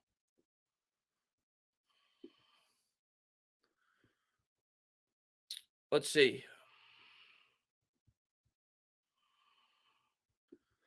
And Eric says, do the Giants bring Saquon back next year, new running back? I think they do. I don't know how long the contract's going to be. I don't know if it'll be a tag. I don't know if it'll be a contract where you could get out of after 2 years. I don't think they're going to go crazy. And I think Saquon has to realize that at this point. He had another injury this year. He's 27. I think Saquon wants to be a Giant. I think they're going to get something done. And I think it makes sense. It's why I said leading up into the trade deadline, that's not a foregone conclusion. They're not going to definitely trade Saquon Barkley. There's value to bring back Saquon Barkley. You need somebody to help out the young quarterback, right? We talk about how we have no weapons. You need somebody to help out the young quarterback. So I think he'll be back. Now, I don't know if Saquon Barkley will see the conclusion of the contract that we sign him to. If it's, say, a 2-year extension, that doesn't mean that we can't trade him in season next year if it makes sense to do so. But I think he's going to be back. I don't think they're just going to throw him away. Archive says the Jags were 1 yard away last year when we won. Jags were 1 yard away. The Titans were a missed 30-whatever yard field goal away. Last year, we got some of the bounces, too, and we haven't gotten them this year. What's up, Gary? He said he added me. I don't know why you added me, but what's going on, man? Thanks for popping in. Burrow NYC says, in terms of the season, what are 3 things we need to see for the future? What do you mean, for the remainder of this season? I mean, what I'm looking for, the younger players getting better. And that's really all you have to look forward to for the rest of the year, if we're being honest. But really, on the offensive side of the ball, how could you even expect for them to look better? You have DeVito at quarterback, so your line's probably not going to look great because you're an ultra predictable offense. So Jalen Hyatt's not going to look great. I guess on the defense, you want Banks to continue to get better. You want McFadden to continue to grow. You want Evan Neal, if he does play, to get better. But listen, to me, this season's almost a wash at this point. And you hope that next year we hit the ground running. We hit on our draft picks and we hit the ground running. But this is tough, man. We're I hope I'm wrong, but I think we're in for a really tough 8 weeks. But yeah, I think the young players have to play. You have to get these guys some exposure. And you have to hope that they get better.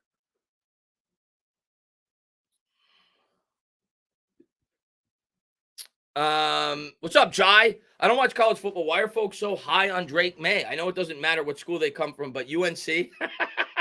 Yeah, I mean, what's up, Brian D, man? Thanks for popping in. Listen, Jai, I would recommend.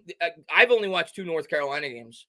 I would recommend you. I watched it last night. I would recommend you watching some film breakdowns of Drake May. I think you'll leave them impressed. Now, of course, to be fair, a lot of those film breakdowns they show for the most part only positive plays. But it's clearly apparent to me when I watch him. I see the hype around him. He has high end talent. He does. He looks like Herbert to me. He does. I don't know if that's what a lot of people have compared him to, but he looks like Herbert to me in terms of a skill set. So I think he's got potential.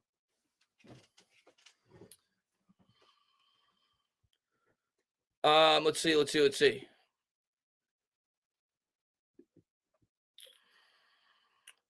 Michael says, could you be any worse? The offense has scored at least the least number of points. It's been bad, man.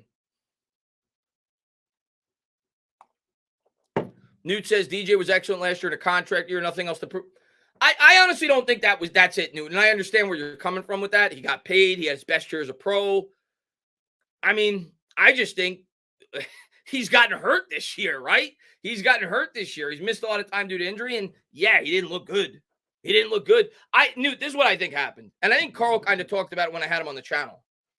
Last year, I think the Giants, rightfully so, ran a scaled back offense. Not just because of Daniel Jones. One, you had a quarterback in a new system. Two, we could all agree in this chat that they had a limited, talent pool at the wide receiver position. So they played to the strength of the team, and they ran a scaled back offense. They started to open it up a bit as the year progressed, but it was scaled back. This year, the Giants tried to open it up. And it failed miserably. Some of that certainly falls on Jones. Some of that certainly falls on the line. Some of that, there's blame to go around. But I think that has something to do with it. But regardless, you've gotten your answer. He's not the long-term answer at the quarterback. That's all that matters. But I don't think he regressed because he got paid last year. I don't think that's it. I really don't. But that's just my opinion. Sports Biased says DJ was my first quarterback I watched from start to finish. So saddening. Giants have some key pieces though. KT, Dexy, Banks, AT, Hyatt, which is who I'll be watching. Yeah, I think that's what you have to look forward to. That's what you have to look forward to for the rest of the year. You have to hope those young players get better, I guess. That's how I feel. Was the line actually better last year? Can't remember. Yeah, it was probably better, but it was still awful. It was still awful. Like the pass protection wasn't great. It was better, but not by much. And I mean, just naturally, it should be better last year because Andrew Thomas didn't miss any time, right? So that in itself makes a huge difference. Let's see. And Victor says, Tana, unfortunately, it doesn't matter who we draft the quarterback. As long as the decrypted line is in place, fix the line, the quarterback will be great. Don't fix it. I mean, in the grand scheme of things, I agree overall with what you're saying.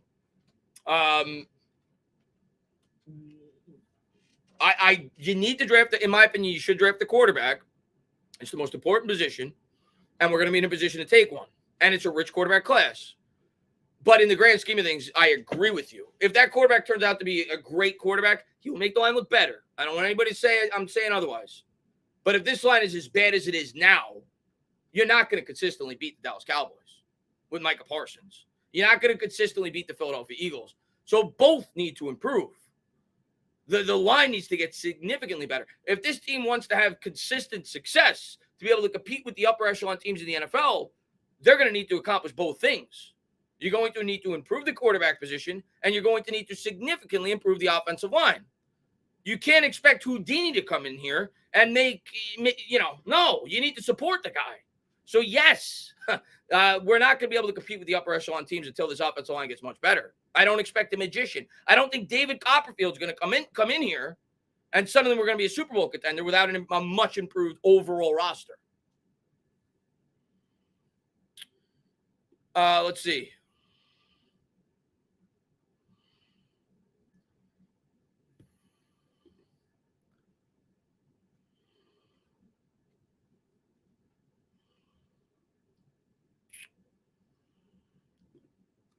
Max Custom says, should we be concerned that every year of AT's career has been hurt?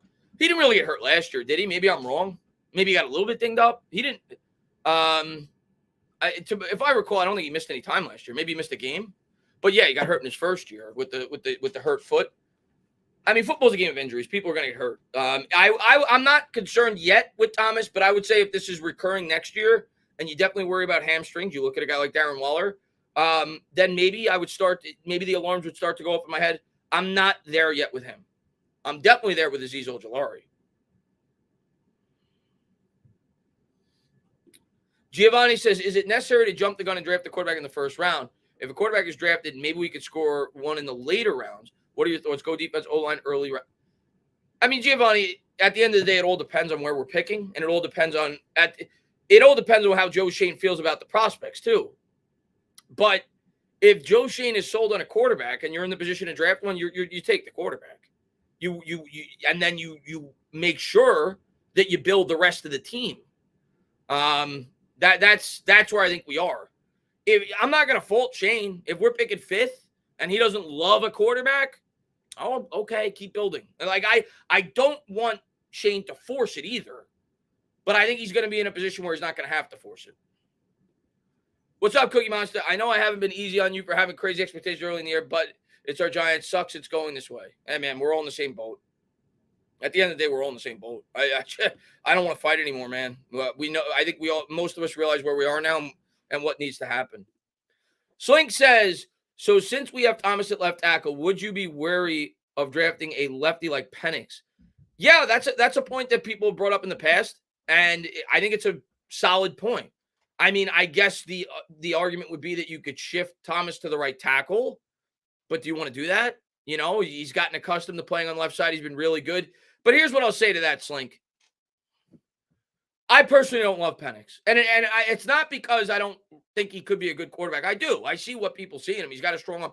I strongly am concerned about his injuries. The guy has missed 4 out of the last 5 years due to injuries, where his year has ended in college. I worry about that. But here's what I'll say.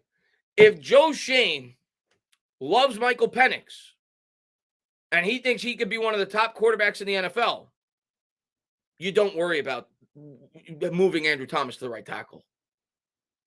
You get your guy. That's my answer. I don't think he's going to identify Penix as a guy that he wants to take in the top 3 or 4 picks. But if he does, you worry about you don't worry about it. If he's your guy, you move Andrew Thomas to the right side if you feel like that's what needs to be done. Let's see. Yeah, he's also 24. To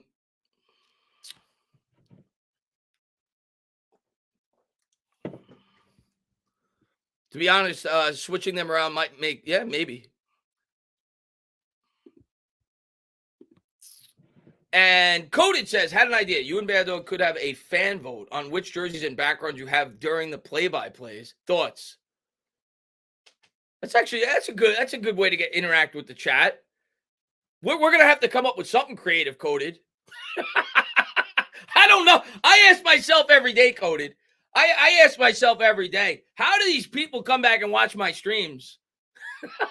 Doing the play-by-plays with this team. We had like what 24, 20, I don't even know. I don't see the numbers when I'm live. But I think Bad Dog said we had over like 2,500 people in there. I ask myself every day, how do the people keep coming back? So we're gonna have to have some kind of gimmick to get you guys involved to watch the streams with this team. So we'll see. Maybe that's what we'll do. A fan vote on which jerseys in the background you have during the play-by-plays. Maybe we'll do something like that. Maybe we'll do something like that. Let's see. Clown music next week. Yeah, maybe. Yay football. Yeah, yay football. Well, my jersey options, I mean, I've been wearing Kayvon a lot this year, and that's probably the best jersey to wear right now. And he says, because you're all the best, better than the Giants. I appreciate it, man. I appreciate all you guys. We come back because we love you two just as much as we love the Giants. I appreciate it, Armando, man. Misery loves company. Bleed Blue says, Tane, it's time for you and Fist. Listen, I shouldn't even I'm pulling up random comments. I'm never going to show any animosity towards anybody on YouTube. I come on here for fun, but I won't work with them. I still haven't watched that video, but I won't work with them. But I'm not, no animosity towards them. And Adam, thank you very much, man. Should try to make a deal with Carl Banks to do a regular spot, WFA and Dunzo. Adam, the thought has crossed my mind. And I don't even know. It's funny you mention that. CP from Knicks Fan TV, who I love, every once in a while we will talk on Twitter, and he was the first person who messaged me. He said, I watched the Carl Banks interview. It was great. You should do that. You should reach out to him and offer money to come on a weekly spot. Obviously, that would have to be sponsor driven. I would love it. I don't know. I don't even know what it would cost to do that. Like, I don't even know. I wouldn't even know what Carl Banks would, and I would obviously want him to be fairly compensated. But it's definitely an idea that crossed my mind. And I think it would be great. I think it would be great. And Coded. So that might happen. I don't know if Carl would agree to it, but that might happen. Coded, thank you very much, man. Had another idea. If we keep sending you guys super chats and Bando could buy the NFL, give the Giants unlimited cap and every. Yeah, if only that could work. That might solve all the Giants. That might solve that might solve all the no, Kingsley. It would have to be sponsor driven. Like Bad Dog has a few sponsors. I have a sponsor. We would have to go to them and say, listen, we will pump your ads during the show, even though I know you guys hate that, but we will pump your ads during the show. This would be a very, popular show. So maybe I'll talk to Bad Dog. He's got two sponsors. I got a sponsor. I don't know. I think first I'd have to talk to Carl and at least shoot the idea to him and at least get an estimate as to what the cost would be. But if it makes sense, yeah, I would be completely for it, man. I think it was great. It seems like you guys all enjoyed it. I hope. I had a lot of fun. I would love to have him back. Adam says, maybe share the super chats. Yeah, listen. Absolutely. I will run it by him. And Alex says, can I donate? I don't like to bother him. Like I don't like to bother anybody, so I don't message him. The one time he came on my channel before this, he initiated it, and this time around, Bando kind of initiated it, but it wasn't via private message, and he responded. But I'll you know what, Adam, I'm gonna do it tonight. I'm just going to at least ask, and I'm gonna say just so I can get a roundabout figure as to what it may cost for something like that to have him on the show weekly. You got to shoot your shot, right? So I will ask. Tonight. I'll shoot him a message on Twitter, and I'll see. If he'd have interest in. I don't even know if he'd be allowed to do it, because obviously he has his own podcast. So I don't even know if he'd be allowed to do that. I don't know if that would breach his contract. I have no idea. So I will at least ask. So I could at least get a roundabout figure, and then maybe I could talk to Bad Dog about it. And Alex says, "Can I donate my ACL to DJ? Also think he will be ready for flag football US team for the Olympics." Yeah, I saw that I saw that they're starting to do that. They were talking about the female quarterback on one of the games I was watching in Germany, rather the game on in the morning. They were talking about the flag football. No, I don't think DJ will be ready for the Olympics. Well, I don't even. When are the Olympics? I don't even know. When are the Olympics? Are they? They're this year, right? They're 2024. Maybe it will be. Well, no, that would be. No, he will not be. If it's the summer of 2024, he will not be. I don't think. Alex says, was at the game yesterday in Vegas. Terrell, I felt bad for. Oh, it's 2026. He'll be ready by then. I would hope.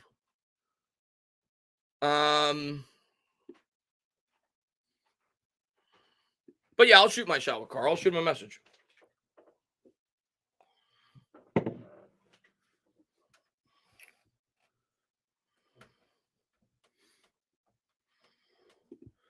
Bring back Eli out of retirement. He still has it. He's like 40 years old, dude. He's old. He's older than 40. I love Eli. I'm his biggest fan, but no, he's done.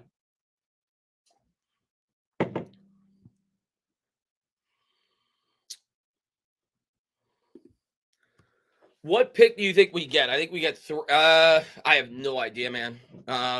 Joseph says too much for you. Probably. I have no idea, Joe. I don't know. I have no idea. Octave says we need a DeLorean to fix this team. We need a DeLorean. We need God. We need a lot of things. We need a lot of things, Octave. James says, I miss Eli. I think we all miss Eli, man. I said it, and I'm not using this to bash Daniel Jones at all. I when I was on YouTube my first couple of years on here, you had a lot of people that were bashing Daniel Jones. I'm sorry, Eli Manning on the way out. And I get it. They wanted change. I understand it, but they were destroying him. And I was always of the mindset, listen, sometimes you don't know what you had till it's gone. And it's not easy in the NFL to find a franchise quarterback. Say what you want about Eli Manning. You knew every week he was going to be out there, and you knew every week the team was going to be somewhat competitive until the end when everything just went to hell. But that's not easy to find.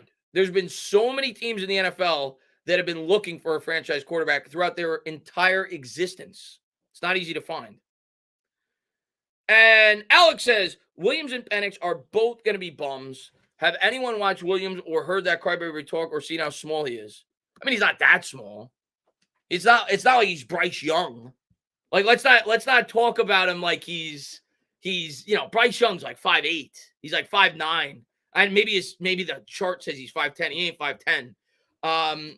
He's not that small. He's over 6 feet. I don't know. I'm not going to go above and beyond when I hear Pat Mahomes and I see what people say when they talk about that with his off-platform throws and his arm strength. I'm not going to go that high. Like, he's got a lot to prove before I say that. Caleb Williams has got a lot of talent. He's worthy of being talked about, in my opinion. But hey, everybody's entitled to their own. I like Caleb Williams. I've liked him for 2 or 3 years. Let's see. Easy Lopez says, can we at least add some cheerleaders? We haven't had cheerleaders in forever, but maybe it would help brighten the game.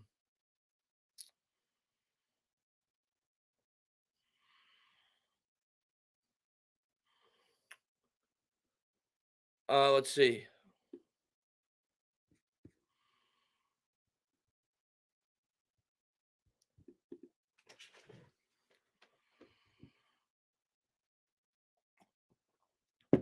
I mean, you could say this about so many quarterbacks, right? But you're right. You're right. It's a crapshoot when it comes to the quarterback position.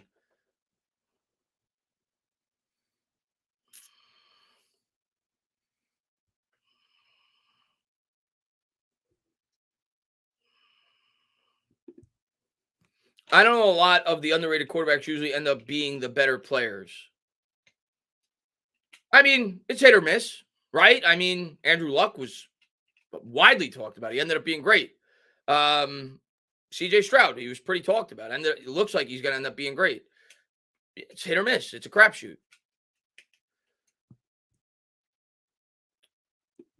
Let's see. And Bill says, real question is what one of these kids wants to play behind this O line.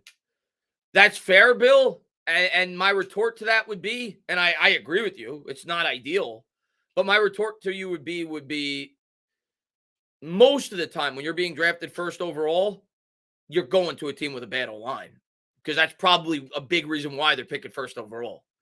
So, Kyler Murray got drafted to a bad O line. He seemed happy when he got his paycheck. Andrew Luck ruined his career, but he went to a team with a really bad O line. So usually when you're getting picked, that kind of comes with the territory. You're getting drafted to a team with a really bad O line that obviously needs to build it up after they draft you. Trevor Lawrence, there's another one, yeah.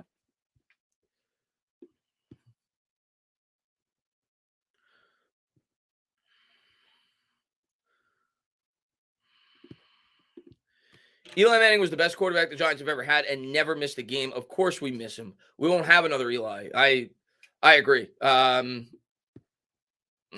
agree. His toughness was always underrated. Hopefully we do. I don't want to say that. Hopefully we do. I'm hoping we get another quarterback that could win us 2 Super Bowls. So I don't want to say we'll never have one. But I agree his most underrated attribute was, and it was very overlooked, not necessarily by Giants fans, but I think general NFL fans, was absolutely his toughness. I mean, the guy played with plantar fasciitis. The guy never missed a game. So, dude, you don't got to tell me he's my favorite quarterback. He's my favorite Giants player of all time. What's up, Horny Tatum, man? Thanks for popping in.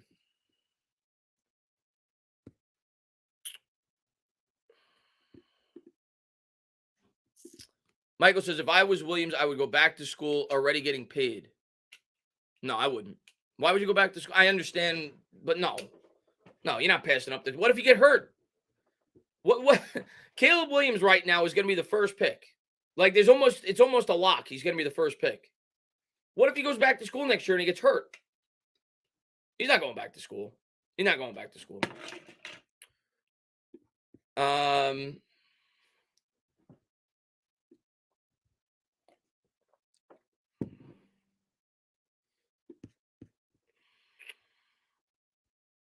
That's not the only reason, Jay. I don't even know what that's in reference to. What are you talking about?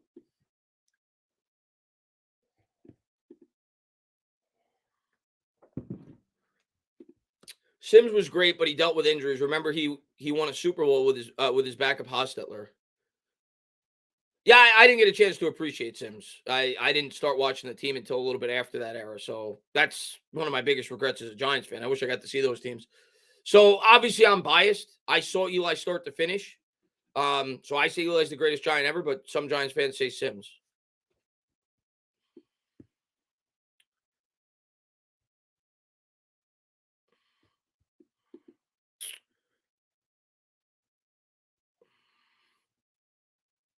Chris, if the Giants don't win a Super Bowl in your lifetime, then I will carry your legacy. I hope so. Tata, do you think we will get the number 1 pick given the other teams around the league? I have no idea. Bleed Blue. I have. Well, of course, authentic Lawrence Taylor was the greatest Giant. I'm talking about quarterback. Of course, Lawrence Taylor was the greatest Giant ever. Lawrence Taylor might be the greatest football player ever, let alone Giant. Tana, do you think we will get the number 1 pick given the teams around the league a better chance to win more games? I would say I'm leaning no, just because. I mean, Arizona might win a couple of games now because Kyler Murray's coming back. I don't know their schedule, and we'll see how it plays out. But I don't know if the Panthers are going to win more. Because the thing is this: the Giants are going to lose the tiebreaker. The Giants are going to lose the tiebreaker, right? To pretty much every team, because the tiebreaker when it comes to draft position is based off of strength of schedule. And we all know the Giants' strength of schedule is going to be one of the hardest. The harder the strength of schedule, you lose the tiebreaker.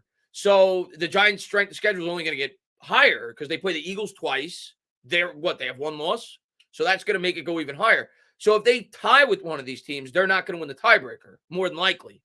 So not only could the Giants not win another game for them to pass a team like Arizona, for example, Arizona would have to win 2 of their remaining games, and the Giants couldn't win any. So I think we're going to be picking top 3 or 4, but I don't think we'll have the first pick.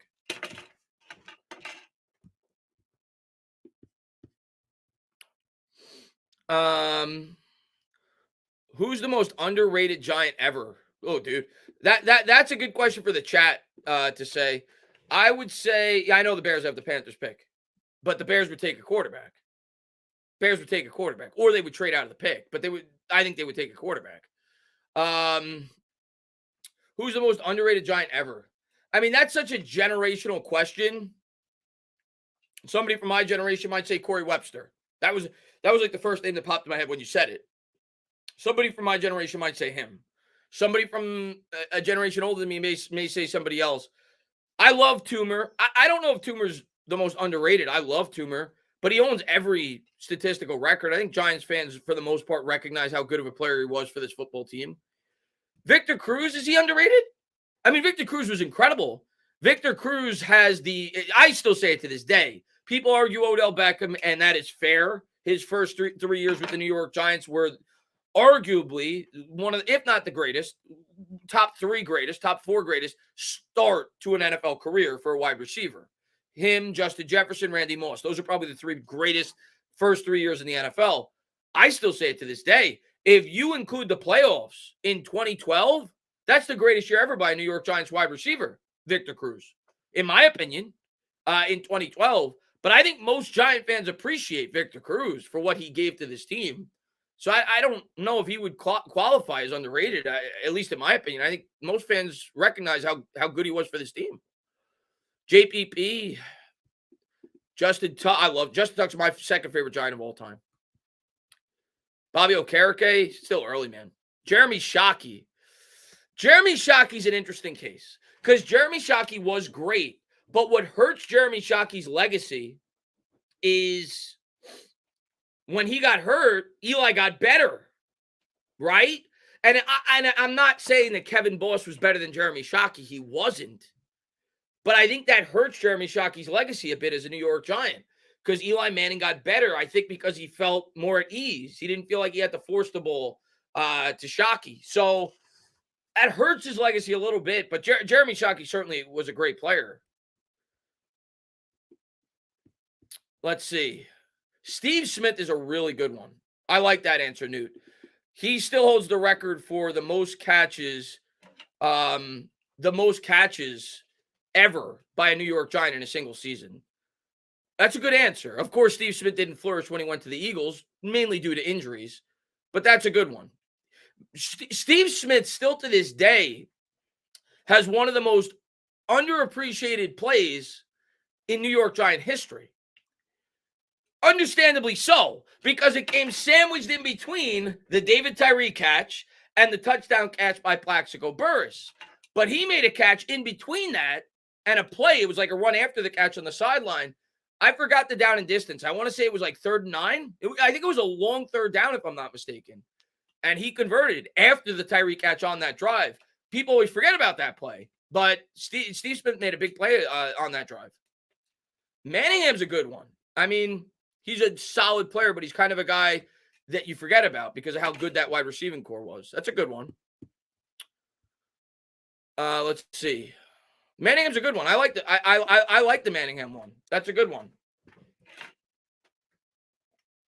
I like the Manningham one. Manningham, you want to talk about another play that people forget about. San Francisco 49er game. And it was a great throw by Eli Manning.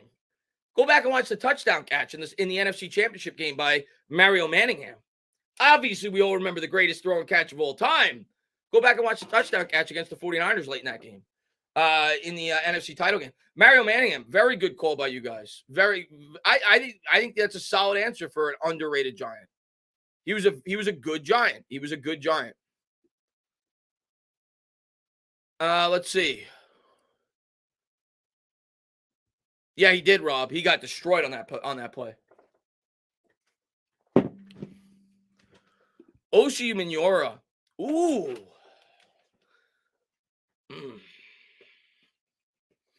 Let me think about this. Was Oshie underrated? He may have been. He may have been. Because he was surrounded by so many other great pass rushers. Like, he was never the alpha on the team for the most part. Because you always had Strahan. Then you had Tuck, they were kind of neck and neck. Then you had JPP. That's a good, maybe a little underrated. Maybe a little. I mean, I think most Giant fans know how good of a player he was. Maybe a little underrated.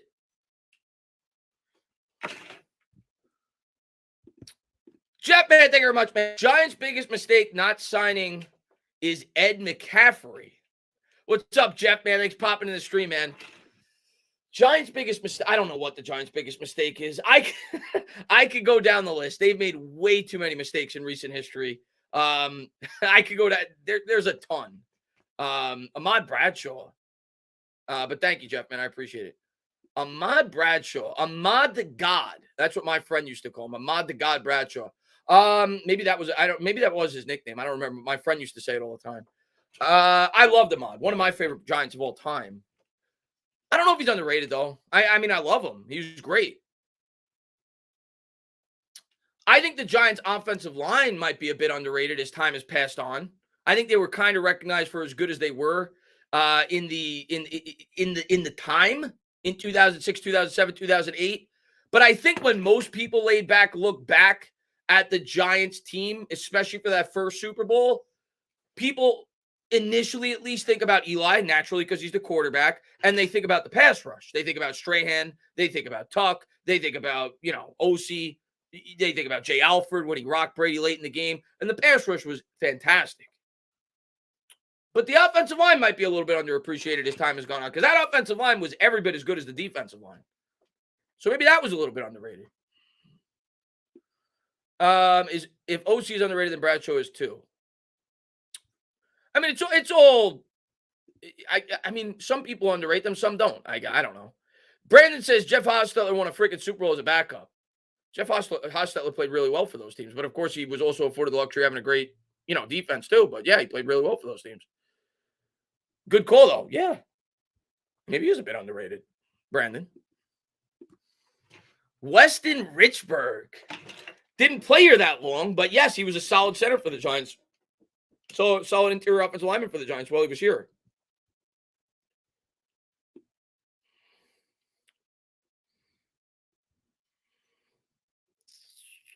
Been a Giants fan since 1969, which for 15 years was much worse than now. David, man, I don't know how it was, but I know you're telling the truth because I've looked at the records. But kudos to you, man. We didn't get a whiff of a playoff game, not a whiff. But myself and my customers at my barbershop are saying you're a trooper. Well, I appreciate it, man. And thank you for tuning in, you and everybody at the barbershop. And I appreciate all the support, but you're more of a trooper than me, man, if you stuck through that. So, but hey, man, I can't even imagine how bad if it was then, the way it is now. And Noah says, Ike Webster Snacks, Jake Ballard. Jake Ballard was good, definitely good. I attribute that as much to do with Eli. I think Eli made Ballard look better, but certainly good. The one play I always think about with Jake Ballard is obviously the game-winning touchdown catch against the Patriots in the regular season, which I was going nuts for that game at Foxborough. That was really the first game that year where I said to myself, the Giants might be doing something this year. When they went into Foxborough during the regular season and they beat the Patriots. But, of course, Jake Ballard caught the game-winning touchdown in that game. That, to me, was really the standout moment for Ballard. But, yeah, he was a good tight end for the Giants. Snacks, of course, really good for the Giants while he was here. Webster was the first guy that popped in my head. Ike Hilliard, I don't know about Ike Hilliard. What do you guys think? I'm going to ask the chat. Do you guys think Ike Hilliard was underrated? Ike Hilliard was a solid receiver for the Giants. He, of course, was part of that Super Bowl team in 2000. He was the second wide receiver opposite Amani Toomer. You could at least argue was the third best pass option because Tiki Barber was a hell of a wide receiver. But I don't know. To me, Ike Hilliard was a solid pro. He was a good, solid pro. I don't think he necessarily warranted where he was picked, though. Ike Hilliard was like a top 10 pick, wasn't he? And he went in the same year that Tiki did, I think, when we got Tiki in the second round out of Virginia. He was solid. I don't know if I would consider him underrated. He was a solid player, though. Maybe a little bit of a guy that you forget about. So I guess you can make the argument. I got one for you. Why am I forgetting the dude's name? I saw somebody say Antonio Pierce. Yeah, he was picked 7th. I thought he was. He was a top 10 pick, wasn't he? I saw somebody say Antonio Pierce. One of my favorite players. Why am I forgetting his name? On the 2007 Giants. The was it Kawika Mitchell, I think, right? The guy we got from the Buffalo Bills. He was a good player on that team. He's a guy that you forget about a little bit. Another linebacker that I liked during the 2000 run for the New York Giants, Michael Barrow, number 58. He was 58 before Antonio Pierce was 58. Michael Barrow was a really good linebacker for the New York Giants. We forget about this because we haven't had good linebackers in forever. We go down the list. There's been so many good Giants. Just not a lot of good Giants in recent memory. Steve Weatherford. Dhani Jones. Michael Boley, he was a solid Giant, of course. Solid pickup for the Giants. And Tro Roll, another good free agent acquisition for that Super Bowl team. DRC, I know you love DR. He was good. He was good.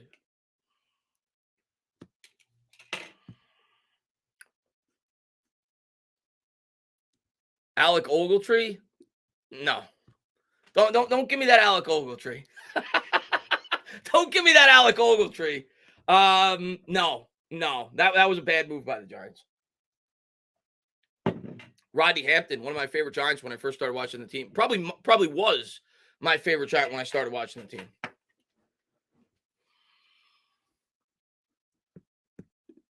Angelo says, "Hey Chris, what happened to the Giants this season? What can go wrong will go wrong. That's what happened to the New York Giants. What can go wrong will go wrong."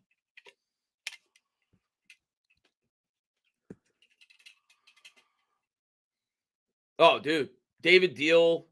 Kareem McKenzie was another pickup for that offensive line. Sean O'Hara, that whole offensive line was great. Eli Apple, no, Eli Apple sucked. BJ Hill we should have kept.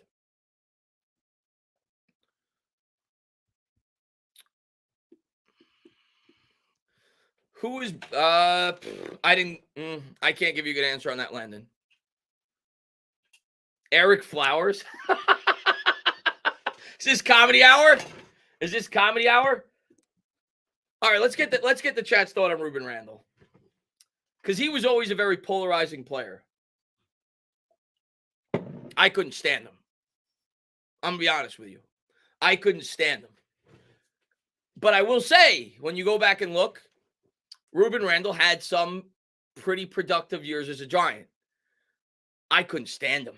The guy dropped so many balls, but he had instances where you were like, oh, he's actually pretty good. So he was very inconsistent, but he had so many crucial drops. I can't get on board with it.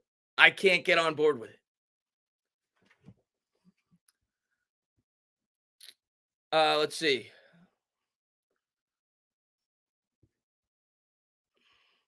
What's up, Stanley? He says, "Hey, Chris, I think the team quit on Daniel Jones because when Tyrod Taylor was starting, Rashad Jennings. We're going with some old OG running backs. Hey, Chris, I think the team quit on Daniel Jones because when Tyrod Taylor was starting, the team was playing inspired football, but soon Daniel Jones returned. Team went back to laying and they quit. I don't think the team quit on Daniel Jones. I think the team got deflated after Daniel Jones got hurt. I'll say that. I don't think the team quit on Daniel Jones. But the defense definitely looked like, and the team in general looked like they got deflated after he got hurt, which I really can't blame him for. Let's see.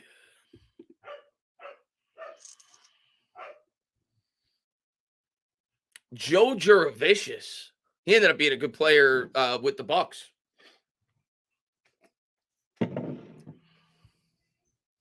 Russell Shepard. Terrell Thomas. All right. I'm going to give you guys I obviously overrated them big time because I'm a Giants fan, and that's what we all do with our players after we draft them. Well, not all of us, but a lot of us. Two players that I loved when we first drafted them, I was so hyped, and I thought they were going to turn into be good players, and they never did. They never amounted to what we were hoping they would be as Giants fans. The two Wills. Remember the young cornerbacks? Will Allen and I think it was Will Peterson? Never worked out.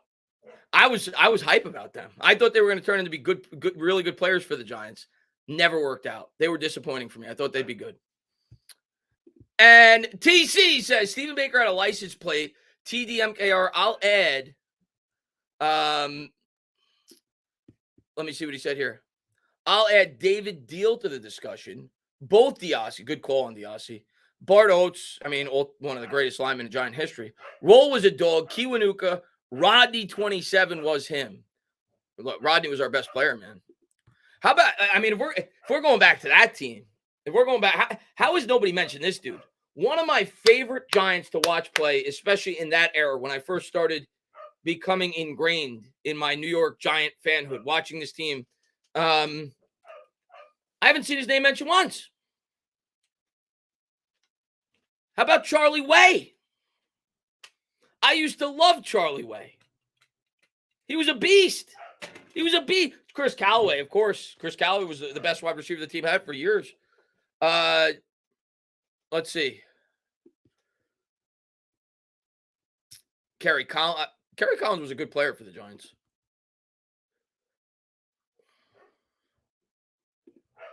Larry McDonald says best tight end of all time, Larry Donnell. I wouldn't say that, but we're going to go with tight end. You throw in Will Ty. Derek Ward, he was part of Earth, Wind, and Fire. Bookend says, never forget that catch Ingram made in the Super Bowl to keep the drive alive. Jeff Fiegels was a great punter for the Giants. Jeff Fiegels is the best, at least as a Giant. And I think he was known for this, if I'm not mistaken, even before we got him. Jeff Fiegels is the best directional punter I've ever seen in a Giants uniform. He was so good at, in terms of hang time and pinning them inside the 10-yard line. He was great at that. What is Jones's trade value at this point? Is he worth a 4th or a 5th round pick? I would say let's go Mets. I didn't love the managerial choice, Tanzi, but hopefully it works out. Who knows though, right? Baseball manager doesn't mean that much anyway. It means a bit. Bullpen management. What is Jones's trade value at this point? Is he worth a 4th or 5th round pick? No, he's not. He's hurt right now, and he's got an obscene contract based off of the way he's played this year. So, no, if Jones didn't get hurt, I thought the ideal scenario would have been, if we were going to draft a quarterback, would have been for Jones to start the year, play well, you would hope, and then maybe it ups his trade value. But the fact that he's hurt, he's got no trade value right now. None. Let's see. And John, thank you so much for the 99-cent donation, man. And Mike Nixon says, what about Matthias Kiwanuka? Oh, he's a good player. I had his jersey, actually, Mike. I early on, I bought his jersey. Matthias Kiwanuka was a good player. Kind of didn't get the credit he deserved, maybe because there were so many good pass rushers on the team. He was a good player. John says Paul Perkins. I mean, he was talented, running back out of UCLA. He didn't really get much of an opportunity. He was talented. When did we draft him in like the 4th round? He never really blossomed. John says, you doing any Knicks games? Yeah, I will. I'll probably start doing them. I'm not going to do them consistently. And I know JD does them on Knicks Fan TV all the time. I'll pick a game here and there. And, you'll see it pop up on the timeline. And I'll do it early. That way the people that do want to watch can pop in. I'll do some Knicks games this year for sure. I'm not going to do them every game, though. Let's see. Newt says Jones will be picked up immediately. Other teams could see our trash and know how to better. I agree. Well, if we cut him, he'll get somebody. I don't know if he'll be picked up to start, but he'll be definitely be rostered, and maybe he'll get an opportunity to start. Yeah, Jai, good call on Prince Amukamara. He definitely had some moments. Tana, you said I did. Also took a picture with OJ Anderson, met Stephen Baker too. Charles Oakley cooked us a dip. Nikki, I gotta hang out with you, man. Nikki, he's awesome. Great subscriber, man. He actually he does content on YouTube. He talks Giants. He sent me a picture on Twitter. Typical LT. I don't know where it was. It looked like it was at like a mall. Like it looked like, and it didn't look like it was an event. Maybe it was, but it looked like Nikki just randomly saw LT at a mall. We're talking about an indoor facility. And LT's got a lit cigar in his hand. I'm like, that's LT. So you always see LT with cigars, but that was awesome, man. Let's see. He could do whatever he wants. He could smoke wherever he wants. Let's see. L Rule says, well, they can have him. He just was never a fit for us. They did him wrong. They benched Eli so early. Well, they definitely did. It is what it is. Young Hendrick says Rams is Barden. He definitely wasn't. If anything, he was overrated. Everybody touted him to be the next Plaxico Burress, and that did not work out. Let's see. Kevin Boss, good answer. Kevin Boss is a good answer. He was a good player for the Giants. Can I read your last comment? What's your last comment? I got to scroll up to find your last comment. Where is it? It always makes it harder when somebody says, can you read my last comment? I understand there's a lot of people in here, but then I got to scroll up through like 100 comments to find the comment. Let's see. Oh, Arlene's Darkwa. Yeah, he was solid. He had one good year for the Giants. One really good year. Yeah, I would say really good year for the Giants. Tyrone Wheatley. Tyrone Wheatley was disappointing, in my opinion. I remember he ended up being good for the Raiders. He had a couple of 1,000-yard years with the Raiders. And I remember as a kid, I was excited when we drafted him because especially when you're a kid, you think about the wide receiver, the running back, the quarterback. You don't really, think about the offensive line, right? The player I wanted in that draft, I think the Niners took him the pick right before we took Wheatley. Or maybe it was vice versa. Maybe we took Wheatley the pick right before the Niners took him. I really wanted J.J. Stokes in that draft. I don't think J.J. Stokes amounted to much with the 49ers. But Tyrone Wheatley never really flourished with the Giants. He ended up being a better player with the Raiders. And Ryan, thank you very much, man. Remember, Hynoski had the greatest end zone dance of all time, the rhinoceros. Of course I remember Hynoski. If we're going fullbacks, you got to go with Greg Camella. How about Greg Camella? Remember it was him and Tiki Barber used to work out in the offseason. They used to run hills together. We go fullbacks all day. Jeff says Dave Meggett. I mean, Dave Meggett, definitely one of the more popular Giants of all time. Probably our best punt returner of all time. Chase Blackburn, of course, made the signature play in the Super Bowl, the interception against the Patriots. Let's see. What about Honey Tana? Matt Dodge. We're going punters here. Don't bring up Matt Dodge. Larry McDonald, unless you're an Eagles fan, don't bring up Matt Dodge. Please. Please. I don't care. I don't know what Matt Dodge's stats are. I don't care if Matt Dodge made 10 Pro Bowls as a Giant and had the greatest punter average of all time. I never want to talk about or think about Matt Dodge for the rest of my life. I never want to talk about him for the rest of my life. That'd be good. True story. I say it all the time. I turned my phone off for 4 days after that game. Did not communicate with the outside world, outside of going to work. I turned off my phone. I didn't want to look at my phone. I knew I had Jets friends that were going to bug me. I didn't want to talk about the Giants for 4 days. Let's see. How do we get out from under DJ's contract? I mean, it's simple. You wait. You don't back it up. You wait, and if you end up drafting a quarterback this year, you cut him after the 2024 season. Before 2025, you take the hit that you're going to take at 25, and you move on. That's it. You wait. You wait it out. That's the only way you get out from underneath it. But I don't think it's crippling because if we're drafting a quarterback, we're not going to win a Super Bowl next year anyway.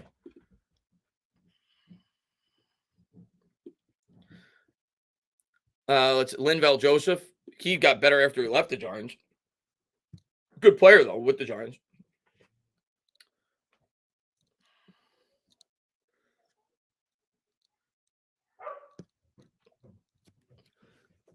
Bleed Blue says, Tata, who's the second? I mean, most people would tell you Drake May, right? And he's really good.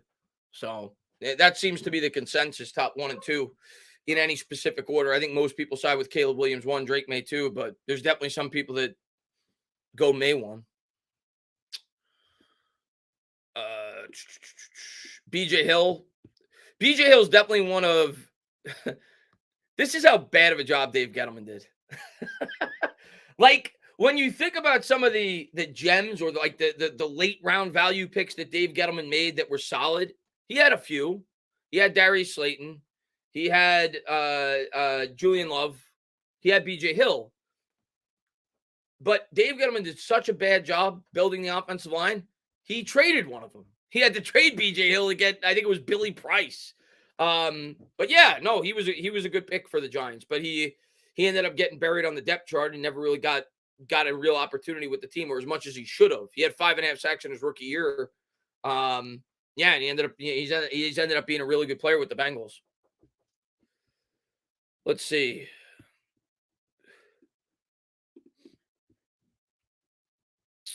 Welcome to the Giants, Caleb Williams. Yeah.